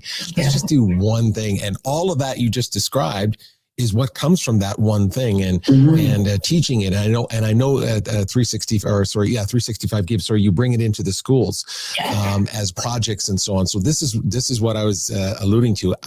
I don't know if that comes natural for some people. Maybe there is a natural wanting to help people, but it's so important today that we continue this conversation of education and so on. Let's talk about philanthropy. I know this is we've talked about this before, and I talked to many people about the concept of philanthropy. I always come from the conversation is always about the original version of it or definition of it for the love of humanity, that kind of thing, versus the aristocratic feel of,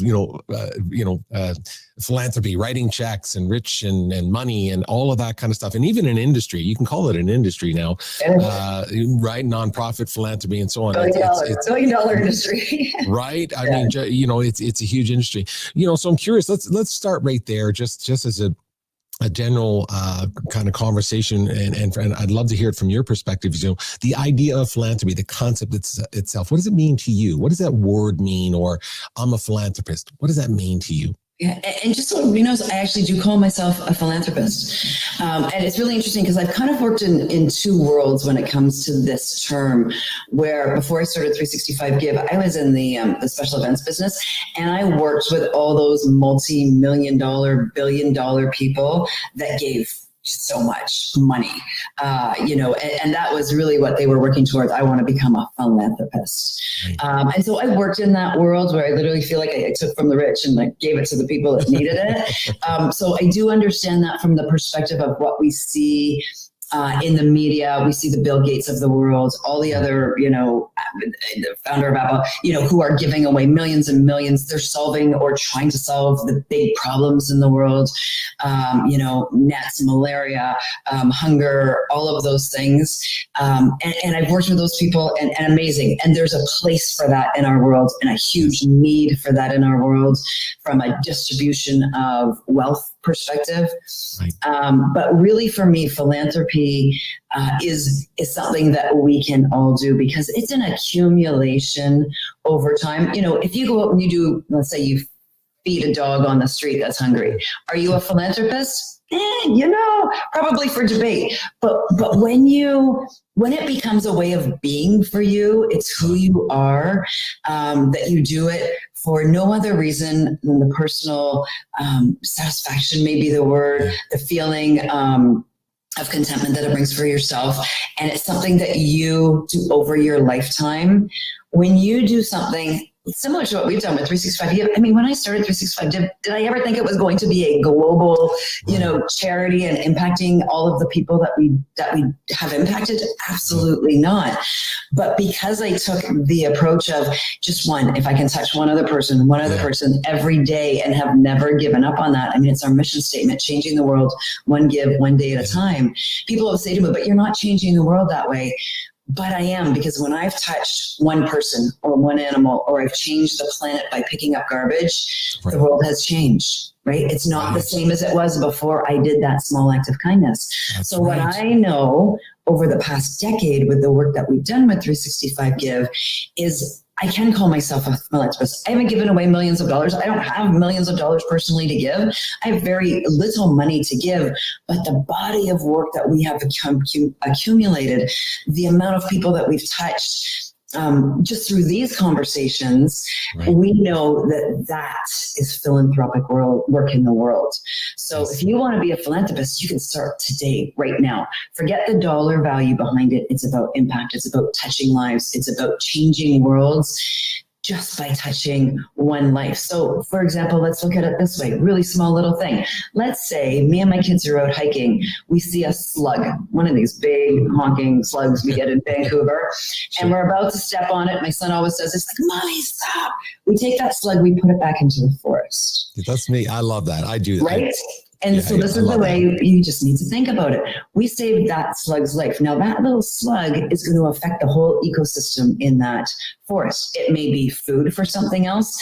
It may be creating food for something else. It's eating other things that should be eaten to keep our ecosystem going. Same thing with fish in the ocean. If you clean up some garbage on the shoreline or around a water base, if you clean up that garbage is staying out of our water systems. People never think about this. If our oceans are polluted, the fish are eating the pollution in the water and we're eating the fish. So when I pick up garbage down at the beach, not only am I obviously keeping our beaches clean for everybody to enjoy in our community, I'm also helping the species in the ocean, and whether that's a microscopic little fish that whales eat, because it all affects each other, but it's affecting the ecosystem right to what's going back into my body.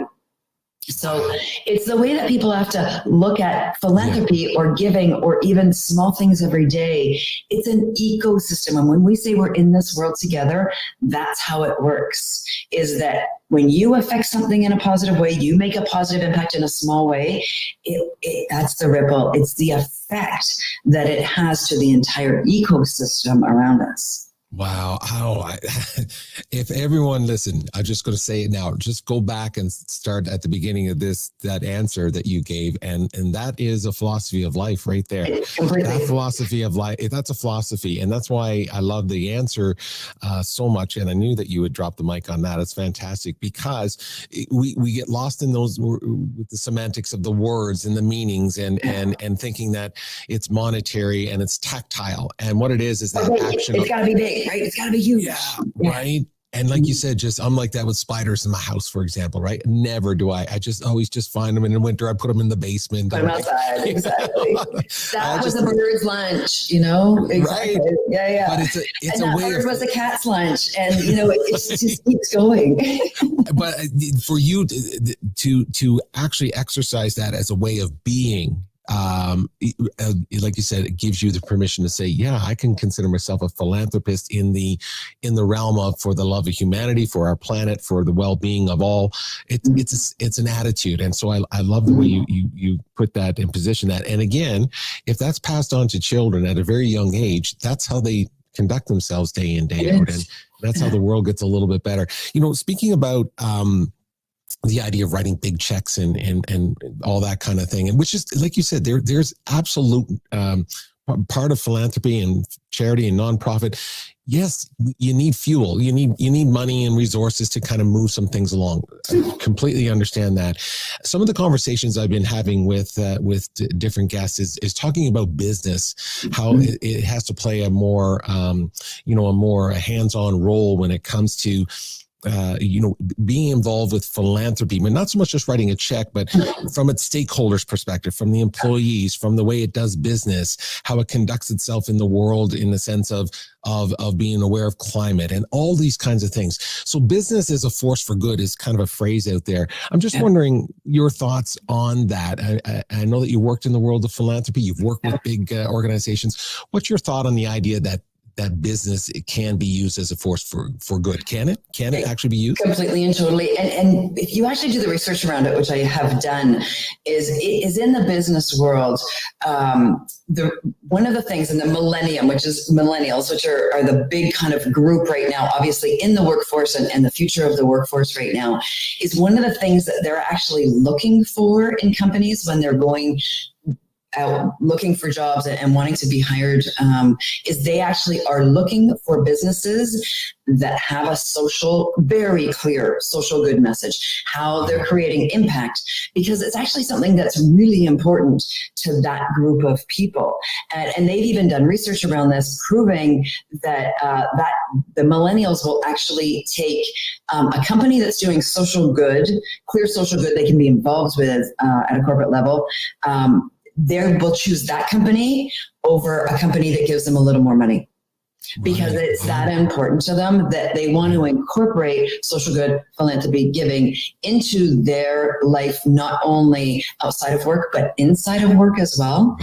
And it creates a culture. And so we always talk about this, this culture that's created in workforces.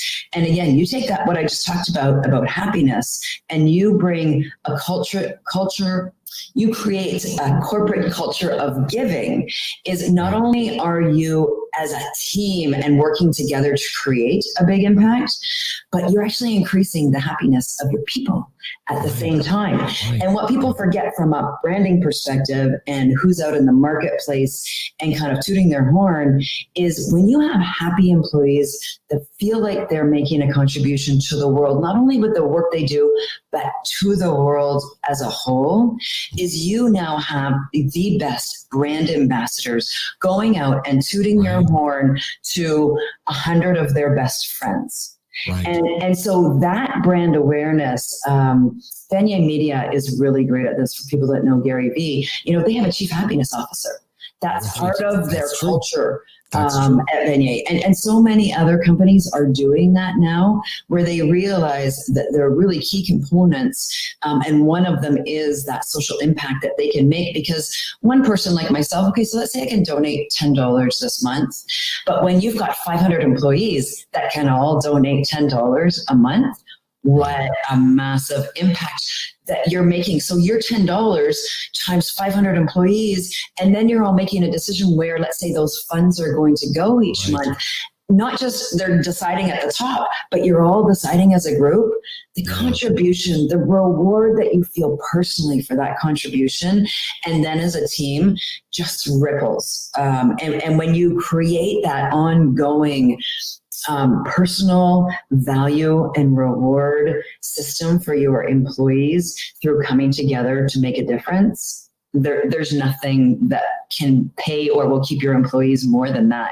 They've literally been able to measure I call it the ROI of corporate social responsibility programs, like 23% higher. Wow. Yeah, when you've got a really effective, and I don't mean a program that the president of the company chooses, here, this is going to be how we're going to give. Yeah, this is what we're doing for the... Yeah, it's giving employees time off so they can go volunteer one day a month at their favorite charity.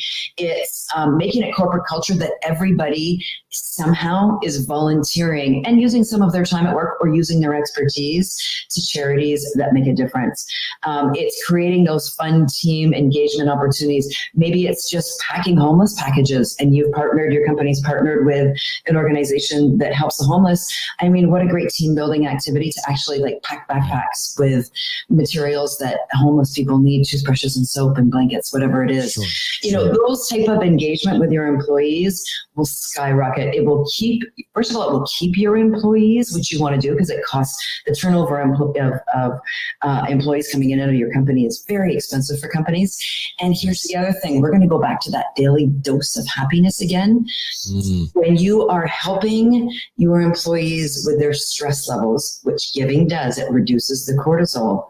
What they will start to see is that your employees are healthier. They're at work more. They're not taking the leave of absence. They're not taking as many sick days because they are healthier mentally and they're healthier physically because of these practices at work.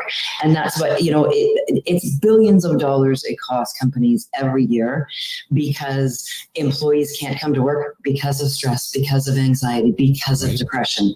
So when you take on something as simple as a fun corporate social responsibility at work and make it part of your culture at work, you're going to see that shift in all these areas that are costing you money. You're going to start seeing that reducing. And that's really the message that we like to give to corporations is, this isn't going to cost you money in regards to giving. This is actually going to save you money by bringing your teams together.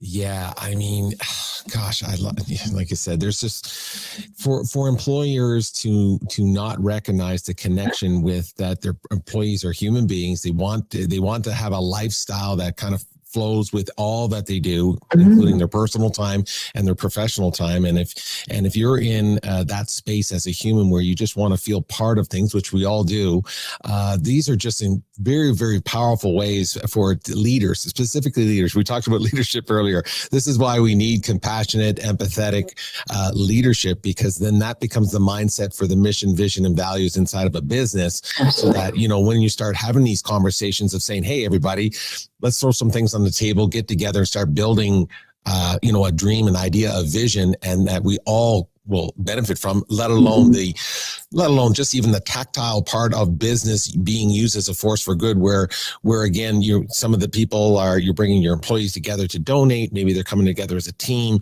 Maybe they're bringing ideas that you've never even heard of as an organization, right? Yeah. So it's all just, it all just spins into good. So I love that. We see this in children. We don't tell children how to give in schools. It's actually, we empower them to make those choices. And I'm telling you, grade 2, kindergarten kids, the work that they have done has been remarkable. And if you actually empower your employees this way to make those choices, to bring their ideas to the table, you'd be amazed what they will come up with. The other thing that I think that companies miss a lot of this, and this is so important right now, it's actually always been important, but when you can take those stories of what you and your employees are doing it, and you actually make it part of your marketing strategy to tell those stories to the world. You and I have talked about this, and those stories, WestJet, right? One of your past clients, when you take those beautiful stories, how WestJet flew somebody home for Christmas because they couldn't afford it. They're the stories that you want to fly WestJet because they've broken your heart. They've filled your heart, right? That's and when correct. you actually use that as part of your marketing strategy within your company, that you're going to tell these stories to the public, all of a sudden the public has feel good feelings about your brand, not only what you're selling, even if that's McDonald's for that matter, but what you're doing to give. All of a sudden they have a feeling about your company that's good, and that's what drives business to your company. Yeah, I want to support that. That's right. I want to vote with my wallet. I want to vote completely, with my wallet. right? Or that when you go buy ethical bean coffee, that not only are you just buying coffee, but your money is making that difference. Ethical Bean is great about this because they show the impact that they make at a global scale from their growers of the coffee bean, the people that are choosing it, that they're paying fair wages, all of those things. And they create a story around that brand. And you get to see the people who are part of that ethical and creating value for people's lives that normally would not have that. They're getting paid fair wages. I mean, telling those stories for a brand, it makes me want to buy their coffee.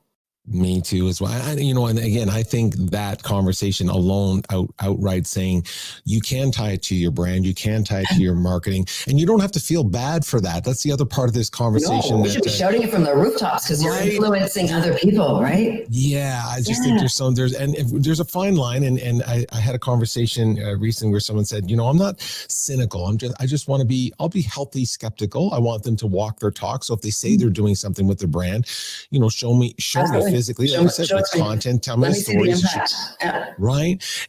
But we certainly want to avoid the cynicism of, you guys are just doing that because of marketing. So with that being said, it's very, very powerful that each of us can speak with our wallets, and we can vote the way we want to see the world and how we want to see it. And I think that's just a great segue for something I had on my mind about, we've talked about, being a philanthropist and being an individual and so on. When you work in an organization or you're part of a global sort of some sort of activity or a mission, you feel quite empowered. But when you're by yourself and alone, that is something that's a very common conversation with people where, hey, I'm just one person. What am I going to do? I don't even know where to start and so on. So let's talk to that person really quickly. Like you started something completely on your own. So you know the feeling. What can one person do right now, do you think? Like what can we say to somebody to say, listen, you really can make a difference as that one person? I was that one. I was that one person. And even up until recently, I have obviously people around me with my organization and board of directors, but I work a lot alone, and I've really had to reach out at a broader scale to bring a lot of people around in regards to volunteers, because I struggled with that, in regards that I can do this all myself and all of those things. But, when I started 365 Give, and it's that great example, and not everybody wants to do what I do. Not everybody wants to start a charity and, do something along the lines. My path has just taken me that way. But, for the person that's like, what difference is it going to make? Well, you know what? I always say almost everybody, not everybody, but for everybody who's out there who just has social channels, and whether that's a LinkedIn and Instagram, whatever that is, just by being out there sharing positive message, whether it's messages of hope, sharing videos that lift other people up. There's so many things that we can all do at an individual scale, because we know the bad news, fake news, whatever you want to call it, that goes around. Make that commitment, that your simple commitment is that your social handles are going to do nothing but spread everything from giving to positivity to well-being to smiles, whatever it is.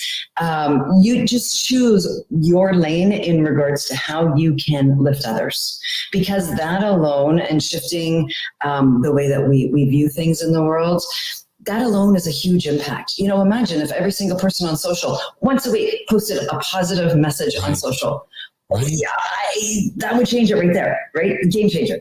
So it's how can you take the things that are already in your life or the things that you do on a regular basis and share that with others. And if you're not on social media, fine. If you watch YouTube, share really great. I mean, I can't tell you for example, how many times our TED Talk has been shared. Right. Like ridiculous. And that's through like emails and sharing with friends and whatever it is, where people just take our message and they will share it with people.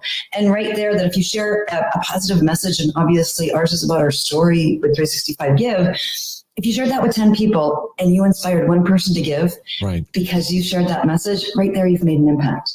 So I'm not saying go start your own charity. It's not the route for everybody. No. But every day we have that ability to change the way we show up in the world, yes, and use our voice, and to make that positive impact. And if sharing with people, most people are introverts, they don't want to go that route, then just go out every day and pick up garbage. I mean, it can be that simple. Recycle every day, but start making that make it a conscious effort. Don't just go out and do it for the sake of doing it, but going, okay, today, my way of contributing to the world, and you can say this in your little monkey mind, that's right. You can say this to the world, it's just make that conscious effort that every day you are going to step out and do something that's right for you to make that difference in the world. And you know what? Listen, if you need to create a little chart, make a little calendar, mark it off. Today I did it. I did it. I did it. I did it. I did it. Because by the end of 30 days, you're going, wow, I'm making that contribution. I'm making that difference. Yes. And you're going to feel so much self-pride. And you're going, you know what, this is possible. And I can make that difference. I don't have to have $1 million. I have to raise $1 million. None of those things. But there's so many effective ways, and easy even searches. We do this through our website. There's ways you can literally click to give, which costs you nothing. You can go onto your computer. You can play the free rice game. And every time you answer a correct Trivial Pursuit question, you're donating rice to people, on the other side of the world. So it's like, great, spend 10 minutes a day on free rice. And you know what? You're going to see your accumulation by the end of a year. If you did that 10 minutes a day, you probably would have fed 100,000 people. Right. So many ways that it can be done. So it's thinking out of the box. It's being creative, and going, what's possible for me? And that's what we always go back to everybody is, what's possible for you? Don't look at the Bill Gates of the world or whoever it's going to be. Look around your world. Take a look at your life and go, what is possible? Where do I spend my time? Am I spending 2 hours a day on negative news? Could I take 10 minutes out of that time and instead, or if I'm on social media for 3 hours a day, could I take 10 minutes and do a positive post? Right. Could I share a positive post? Could I share an email out to my friends? I have a friend who, over COVID, his mission has been to share hilarious stories. So every day in my inbox, I get 5 new really funny stories that he has found, and he emails it out to his friends every single day, and he never misses it. What a great positive impact he's making by sharing things that make us smile and laugh every day. Absolutely. Well, I so appreciate that you steered it towards kind of what we're doing right now. I mean, we're recording this. Technology allows us to have these conversations and then put it out to these platforms. And let's be clear here. I mean, everybody is walking around with a phone. Everyone has a social handle somewhere in their repertoire, whether it's just an email address, let alone your basic Facebook or whatever platforms you're on. Is it that difficult to send out one positive thing a day? I don't think so. And to your point, once a week would make a difference.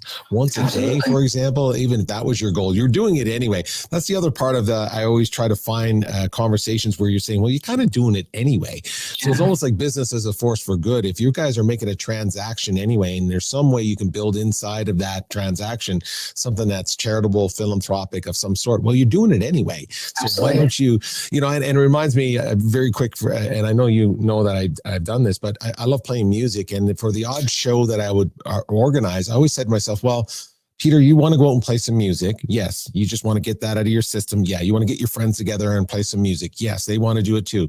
So you're doing it anyway. So why don't you just use that event now to raise some money for the food bank, and then everyone's happy. And it's like, it's so simple. It's so simple. Absolutely. And we always think it in simple terms. You know what? It's not about a lot of money. We know a lot of people are strapped right now, but could you get 20 of your friends together and donate $1? like right there, $20 to somebody right now is a lot of money. That could be 20 pairs of socks to 20 homeless people on the street this winter. It's all of those things where it's like, you know what, let's stop looking at the big picture and start taking it really small and going, what impact can I make with a group of friends? We have a small group in Tunisia right now, and they're about 8 people, and they're making such a remarkable impact to the lower poverty area in their town, where they're delivering clothes to people. They're asking other friends, just what have you got that you don't need, because we're going to take it and we're going to bring it to where it is needed. And that's what they're doing to give back right now. And they're sharing their stories on Instagram. Right. Wow. And so that alone, just they're going out and doing little things, and then they're sharing it on Instagram, and it inspires other people in that simple way. But it's really great for them, because now they've got this kind of core of 8 or 10 people. They've created a friendship out of it. They've created a little group out of it. Wow. And they feel like they're doing a lot of good, because they'd come to me and say, how do I start a charitable organization? I'm like, don't go start a charitable organization. That's too much work. Just get out there and be the help that you want to be to people. So if you want to help alleviate hunger, then great, go feed people. It doesn't have to be 700 meals. Go feed one person every day. Right? It's that simple. We have a homeless person that lives down in our local park down here. And so I make sure I go check on him a couple of days a week. He's out there in the cold right now. I just brought him a bunch of Tupperware bins so that he could keep his stuff dry in them. Right. And he could build a little wind wall at night so that the wind's not coming up against him while he's out in the cold. It's those little things. Those bins didn't cost me a lot of money. I actually had them in my garage, and they were just sitting there collecting dust. So I'm like, great, let's get them out. And he can use them this winter. It's those simple things. Share it with your community groups. If there's a need in your community, share it, because it's not just you trying to make a difference to a family, let's say, in need, but now you've got 30 people on your FB page in a community group where you're going, oh yeah, well, I could do this, and I could do this, and I've got some of extra of this. And all of a sudden you're making a difference to a family.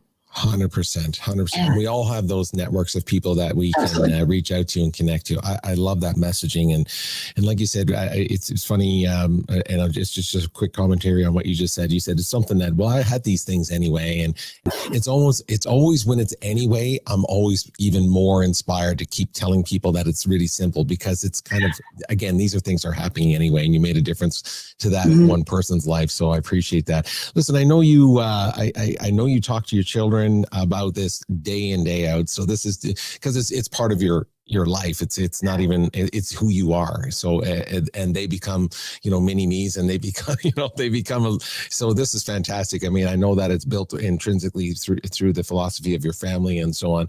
So, I super appreciate that. And I hope that's a great message for other parents out there as well.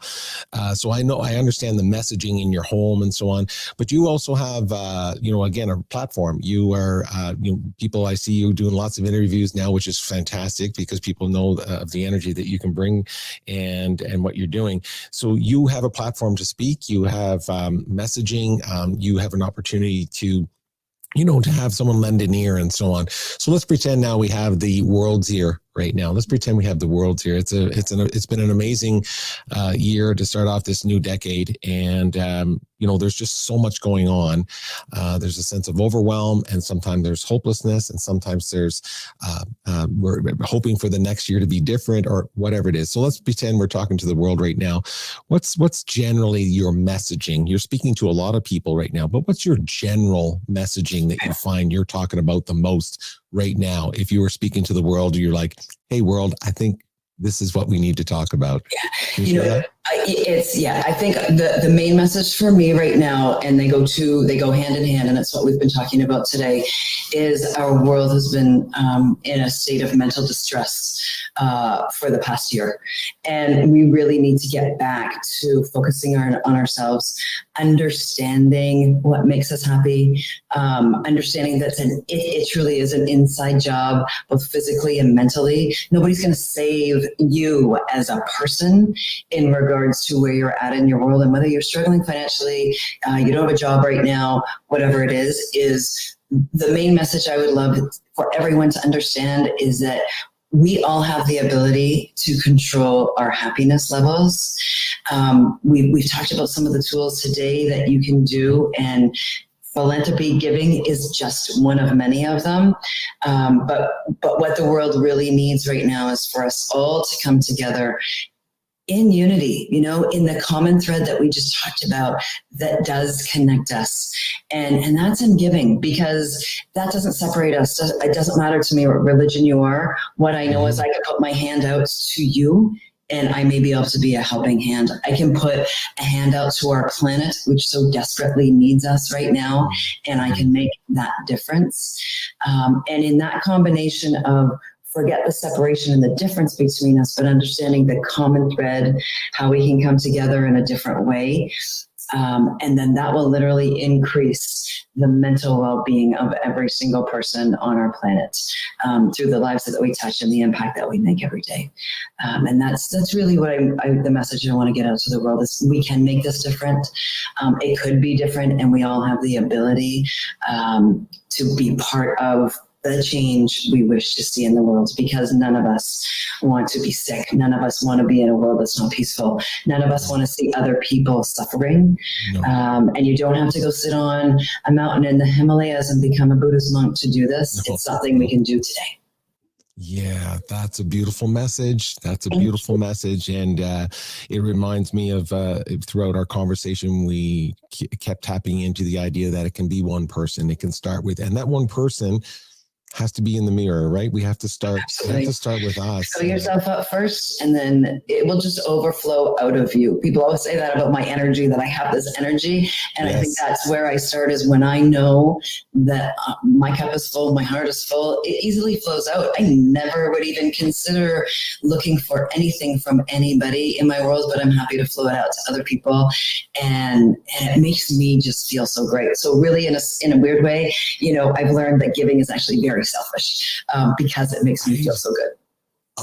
I'm so glad you said that, because I often remind people, say, listen, I'm doing this for me. Yeah. And they're always thinking, well, that doesn't make sense. I say, listen, the most selfish thing you can do is to be selfless. Yeah. And I just recognize that's where my brain and my chemistry that you just talked about, and dose of happiness and so on, all of that chemistry happens inside of me when I'm doing something that's got nothing to do with me. Yes, it's like you get out of your head, right? We get out of our own heads when we're in service to the world in a different way. It gives you that mental break from that self-chatter in your head. And that's what I love about it, because my focus is somewhere else. My focus is not on poor me. My focus is on how can I help? How can I serve? Yeah, how can I serve? How can I serve? That is a beautiful message to end on.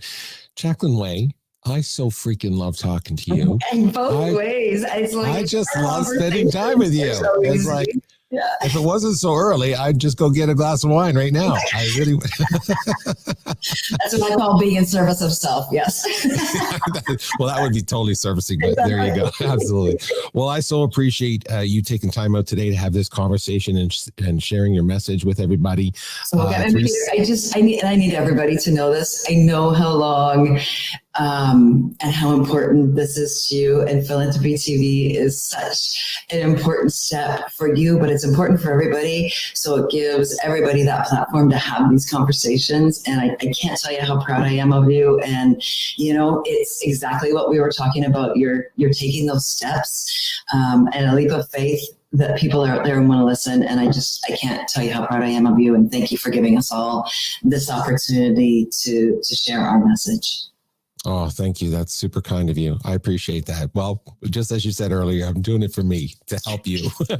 It makes me feel good to see you just light up. So if you light up the world and I'm helping with that, exactly. I'm in. So I want to remind everybody, please look up Jacqueline Way. Again, TED Talk, beautiful TED Talk that literally millions of views by now. Founder of 365 Give. Please go check that out. Find her on LinkedIn. Find ways to partner. Find ways to bring ideas, find ways to incorporate her philosophy of 365 Give and bring it into your community, bring it into your organization, whatever it is. I know that Jacqueline can kind of steer you in the right direction. So absolutely. It's so awesome to see you. You take good care of yourself. We're going to do this again, right? You know that. Absolutely. Just the beginning. I'm super excited. Yeah, thank you so much. It's great to see you. And everybody else out there, hey, just be kind out there, everybody, okay? Be kind. We'll see you next time.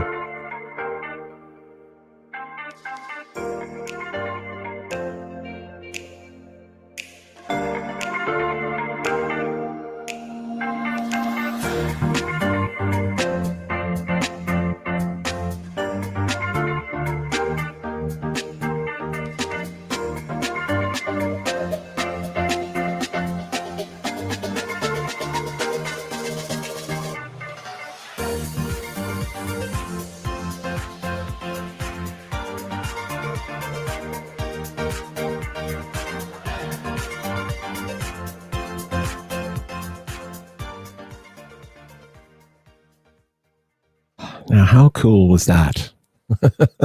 How cool was that? How cool was that? That was cool.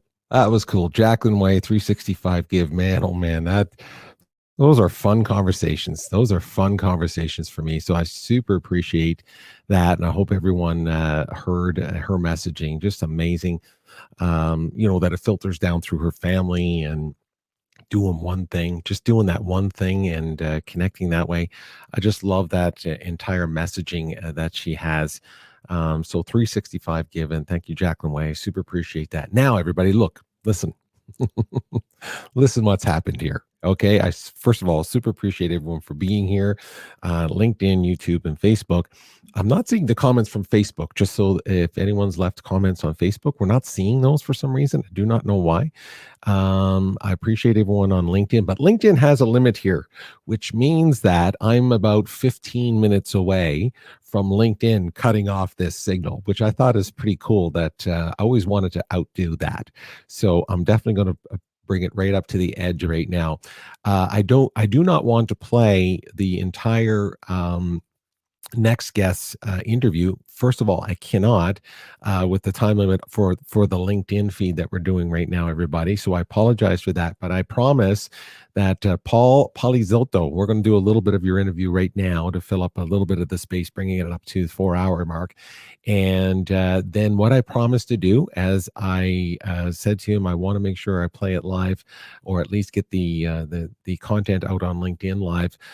Paul and his team, and I'm going to make sure that we do this the next day. So if you're watching this on National Philanthropy Day, I'll do it on the next day. So I'm going to do a live feed with Paul's separately. I hope that works for you, Paul. I do not want this to stop mid part of the interview, so it will be really, really not the way I want to have this show end on LinkedIn, that is. And so I'm going to play a little bit of Paul's right now. We're going to go to that for sure, but I'm going to cut it out before we end up at the 4-hour mark. And hey, LinkedIn, just throwing it out there. Some of us are broadcasters.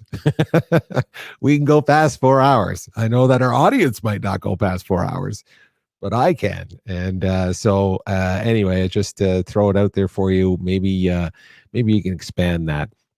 I'm sure it's in there for lots of different reasons. But hey, when we're talking about cool things and good things and lifting up people, I should be able to talk about it all day long. So anyway, I apologize for that in advance. I'm going to jump now to Paul's interview. We'll get a little bit of that in. And Paul, thank you for your time and your energy on this. I'm going to do a separate interview with you live so that we can get this message out, so that we don't lose you somewhere in the time frames that we have right now. Let's see if I got any more comments here, and I apologize. I'm not getting any comments on the Facebook side. So this is great. And hey, look, Karen Judge, how are you? Amazing words, awesome to watch. Well, that's good. She's a friend. Okay, so Karen Judge is a friend, which means she's being kind to me right now. So I appreciate that. But I thought you would resonate with Jacqueline's dose of happiness. Okay, so Karen Judge has an organization and a movement, a philosophy, if you will, called A Dose of Happiness. And so I just thought you'd get a kick out of that, of hearing Jacqueline talk about a daily dose of happiness, which is really, really cool. So thank you for tuning in. I appreciate that very, very much. Okay, so let me just see if I can get all of us together here to tune in a little bit for Paul's interview. I am going to cut it short. I'm going to come back and we're going to finish off the show for everybody. So I'll make sure that we reschedule this for another time for Paul. Okay. So super appreciate everyone being here. Let's jump right now to that part of the show. I just love this technology, just moving around. It is cool. It is cool to have you here with me as well, everybody. Super appreciate that.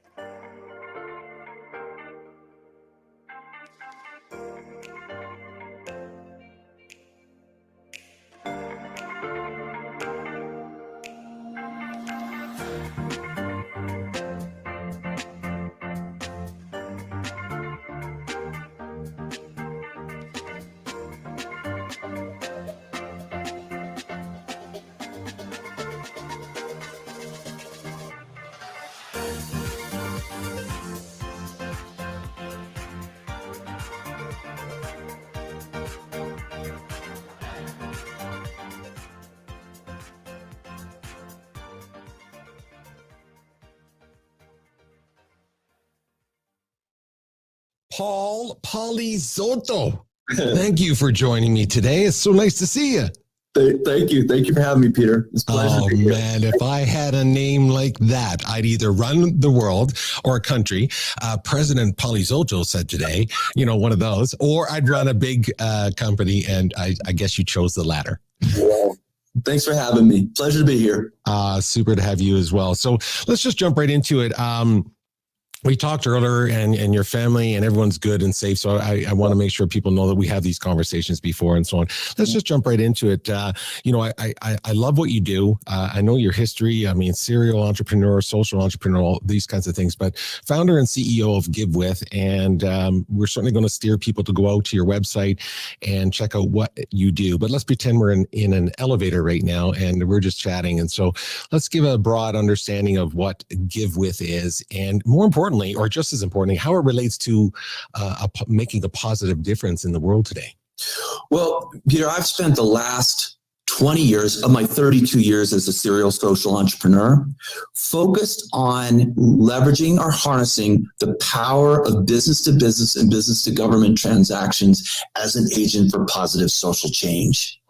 And Give With is an opportunity to leverage global B2B and B2G transactions to bring new funding to taking on the most challenging issues of our time, and to use technology to do that with precision and at scale. And so Give With is a technology tool that allows us to harness the nearly $100 trillion of transactions that take place on our planet every year. So there's no shortage of money to bring to taking on these issues. We just have to be creative. And so my focus has been, at what place in the economy do you begin to look to bring new funding? And what are the underlying business principles, the business case that has suppliers and buyers willing to have social impact sit at the center of a transaction? And what we've done is we've made the business case for that. And what we're doing is bringing new funding to nonprofits and social enterprises that are taking on these pressing challenges. So I've really been interested in bringing new funding. I did not want to just carve up the existing philanthropy pie into more pieces. I was interested in bringing new funding to these organizations for capacity building and to direct towards serving people in need.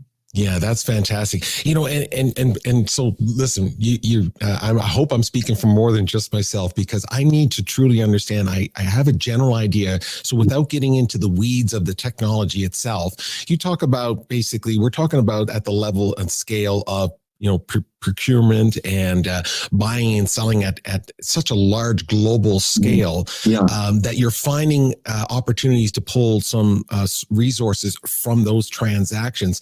So let me ask you, it sounds like that it needs to be built in there for you to pull it out. So in other words, correct me if I'm wrong of how that works, are these companies willingly saying, hey, we're going to end up giving a little percentage of these larger transactions to go towards philanthropic and nonprofit agendas?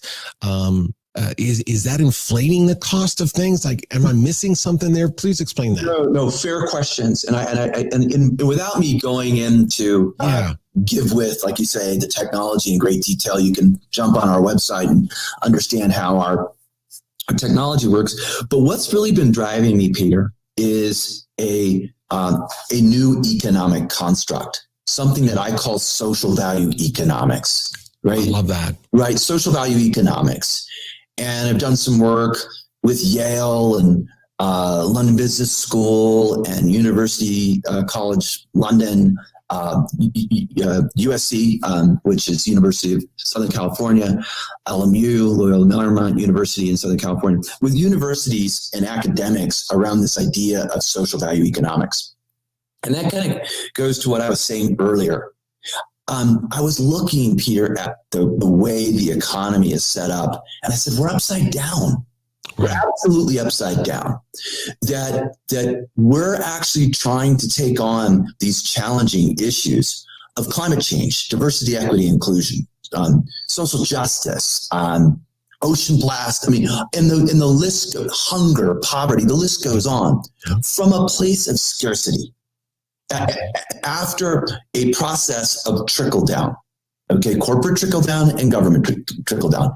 Trickle down is not working.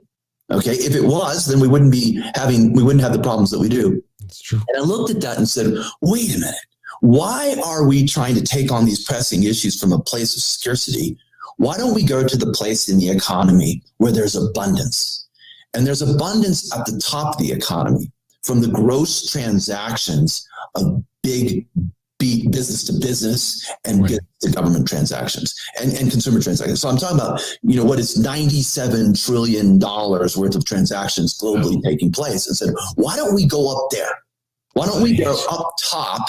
And why don't we draw on that enormous, source of money? Mm-hmm. And let's put social impacts at the center of transactions between suppliers and buyers. And what we'll do is we'll direct a fraction of a transaction out the top of the economy, no subtraction. Okay, on the top of the economy to address these issues and direct them towards nonprofits and social enterprise. And let's return back to the supplier and buyer more value than the fraction that left the transaction. Okay, and if you do that, and you can make the business case for that, well, then we can draw on $97 trillion abundance as the place from which we're solving those challenges rather than from scarcity. Right. And so now let's come down a layer.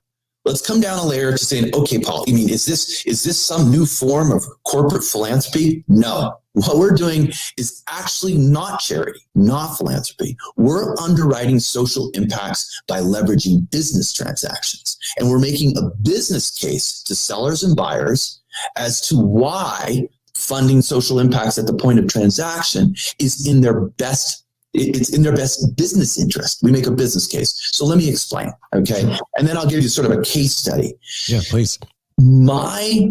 What supports social value economics and drawing on the source of abundance as a place for solving challenges is the business case between supplier and buyer.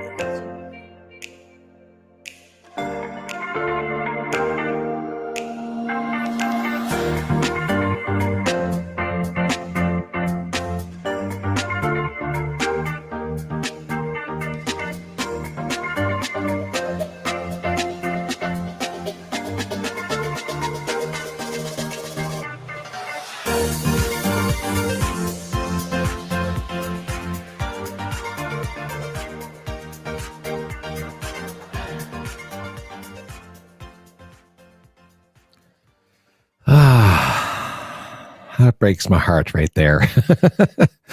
It's a fascinating conversation, and I'm so going to continue that conversation within the next 24 hours on the LinkedIn platform. I'll make sure that Paul's our interview gets broadcasted properly and is given the due respect in its total.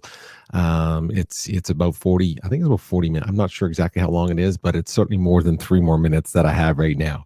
So I apologize again to Paul. We ran out of time here for the LinkedIn. Again, it limits us to 4 hours. Hey, LinkedIn, change that if you want to, or maybe I'll make a show shorter. How about that? That would be new for me. I want to thank everybody for tuning in, certainly for today, National Philanthropy Day, November 15th, 2020.